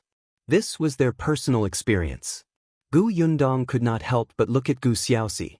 The latter scratched his head. "I've discussed it with Yaya. We think it's okay." "As long as you think it's okay." Perhaps because he had experienced it personally, Gu Xiaoxi was especially engrossed in telling these 2 stories. The response from the villagers that day was simply enthusiastic. Gu Xiaoxi became more and more enthusiastic about storytelling. Not only that, but he also collected the events around him and edited them into storybooks. 5 days later, Gu Yundong brought Gu Xiaoxi to Jinxiu restaurant in the county. The Jinxiu restaurant did not have a storyteller, but it was fine to add one at the last minute. Anyway, Gu Xiaoxi was there to train his courage. It was free. After that, Gu Yundong did not care anymore. She and Xiaoqing Yuan finally decided to set off to the capital to find his background. This time, the 2 of them traveled light. Gu Yundong brought Tong Shuitao, while Xiaoqing Yuan brought Xiaowen. The 4 of them bade farewell to the Gu family and quickly left Yongfu village. If you find any errors, ads pop up, ads redirect, broken links, non-standard content, etc., please let us know reports so we can fix it as soon as possible. Chapter 1230. 3 days to arrive. Gu Yundong returned to the prefectural city first. Nie Shuang bought a shop in the capital and was about to open it. They still had to discuss some details. On the prefecture magistrate's side, it had been exactly half a year since the vaccination. Xiaoqing Yuan had to bring the bill and the number of people who had participated in the vaccination to the capital. He also had to report the situation in the Xuanhe prefecture. There was also the shop in the prefecture capital. There was no problem with Gus. The shopkeepers and waiters were all familiar with it. If they encountered any difficulties, it would be easy to find someone to help. As for the milk tea shop, she had arranged for 2 female employees. Lan Huar had just been diagnosed with pregnancy not long ago, So Gu Yundong let her rest at home. After giving birth, it was up to them to decide if she wanted to continue working. Su Qing and Zhuangzi were also married. Not long after they got married, the two of them were very happy. The two of them did not have to worry. With Madame Dai and Ye Shuang around, they would not suffer any grievances. Gu Yundong went back after taking a look. After giving instructions in the prefectural city, the four of them left the Xuanhe prefecture. To go to the capital, they had to pass through Wanqing prefecture first. Coincidentally, Gu Yundong had not been to Wanqing prefecture since she came back last year. She did not know how Uncle Ye's grocery store was doing. Although they had exchanged letters previously, they could not say too much. There were 4 people on 1 carriage and 2 horses. If the carriage was not comfortable, they could ride horses. It was quite comfortable. Gu Yundong sat in the carriage and ate. She leaned half of her body against Xiao Qingyun and looked at the scenery outside the window. When she fled to the Xuanhe prefecture, this place was still desolate. Now, it was completely different. The new emperor had indeed done many things when he ascended the throne. "Miss, there's a river over there. Let's rest here and eat something." Tong Shuetao's voice came from outside. Gu Yundong sat up straight and her body stiffened. Xiao Qingyuan held her back and rubbed it hard. "Are you feeling better?" Gu Yundong nodded and stretched her back. "You really can't slack off. If you become lazy, you won't be able to sit in the carriage for a few days. All the bones in your body seem to be stiff." She got out of the carriage and took a deep breath. She instantly felt refreshed. Tong Shuetao had already taken a small pot from the back of the carriage to get water. Xiaowen was also picking firewood nearby.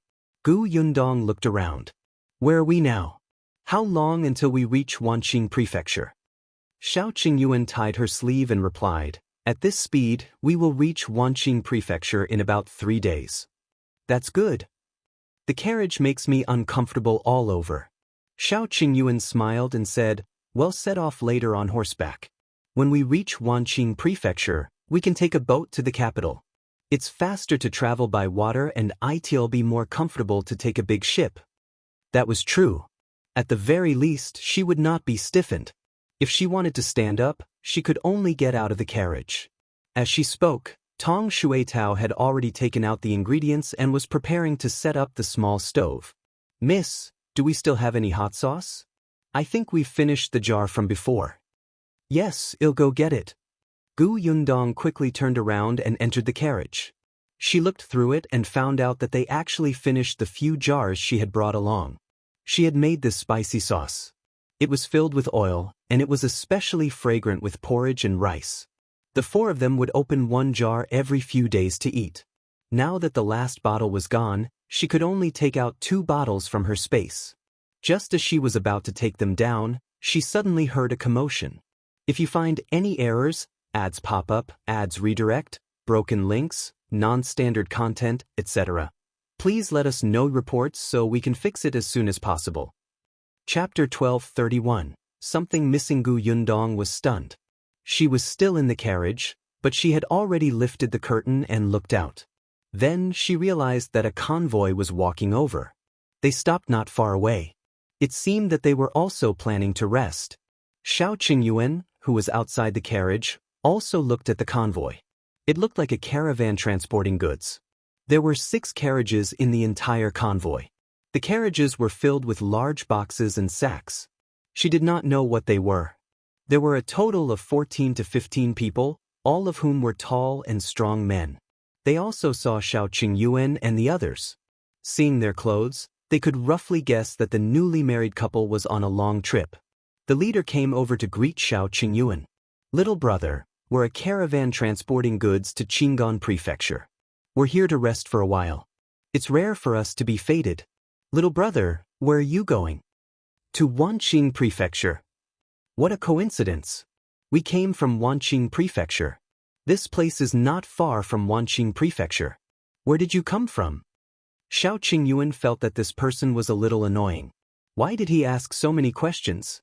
Everyone should just keep a distance from each other and not disturb each other. Couldn't they just go their separate ways after eating? Therefore, he only said coldly, "We're going to have lunch." When the leader saw this, he understood and did not ask further. He returned to his convoy. Someone immediately surrounded him and asked, "Boss, what's his background?" He said that he's going to Wanqing Prefecture. He's not willing to say anything else. The leader waved his hand. "Forget it. It's fine if he doesn't want to talk. Let's not interact much. Be vigilant and leave after eating." "Alright, I'll go get water." The two parties did their own things and did not disturb each other.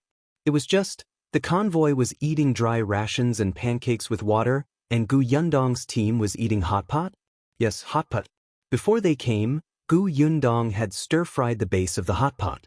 Now that the water was boiled, the hot pot base melted with a little water.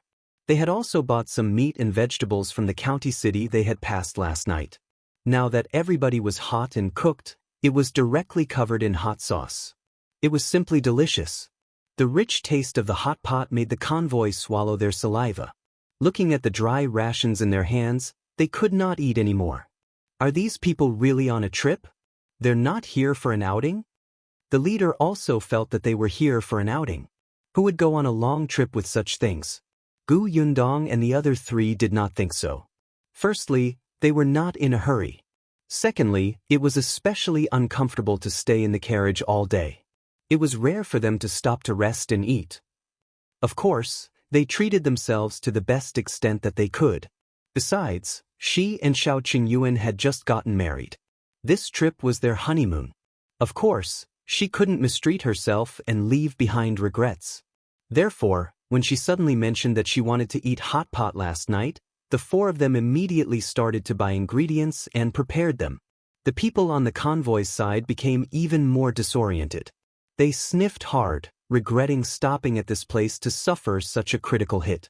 After Gu Yundong finished eating, she poured a glass of water in satisfaction and slowly drank it. Then, she watched comfortably as Xiaoxi Yuan put out the fire and brought her some fruits from the carriage. However, just as she finished half a glass of water and ate 2 dates, a loud cry suddenly came from the convoy. "It's gone." If you find any errors, ads pop up, ads redirect, broken links, non-standard content, etc., please let us know reports so we can fix it as soon as possible. Chapter 1232. That person jumped up and run. Gu Yundong and the others subconsciously looked at the convoy.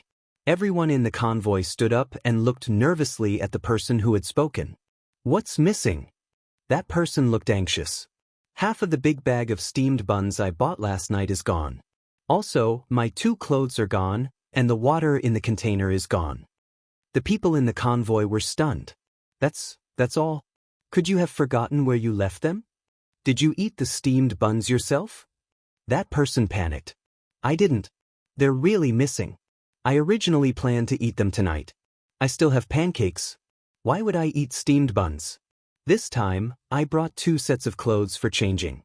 Now, I'm wearing 1 set. The remaining set is gone, and the jacket I used to sleep with is also gone." The others looked at each other. The leader frowned. They shouldn't have disappeared for no reason. Everyone look around and see if they're mixed up elsewhere. He couldn't have met a thief, right? Which thief would be so stupid as to steal food, drinks, and clothes instead of these valuable goods? The leader waved his hand, and the others immediately moved. However, just as they started looking on the first carriage, a person suddenly jumped out from behind the last carriage and ran into the forest in front without looking back. It was probably too sudden. The people in the convoy were stunned. The next moment, they heard the man who had lost something shout, "Hey, my clothes! He's wearing my jacket." As soon as he finished speaking, the man quickly chased after him. The others ran forward one after another. The leader frowned and shouted, "Just 2 people will chase after them. The rest of you, stay here on guard." The people who were running forward suddenly realized that there were still several carriages of their goods here. How could they all leave? They returned to the convoy and saw the steamed buns that fell beside the last carriage. They squatted down and picked them up one by one. Was that guy a beggar who came from somewhere? He hadn't eaten for a few days, so he came to our convoy to steal some food? Looking at the current situation, that seemed to be the case, but the leader was cautious. He instructed the few of them, "See if there's anything wrong with the goods. We'll see if they catch up to them." Yes. The others began to check.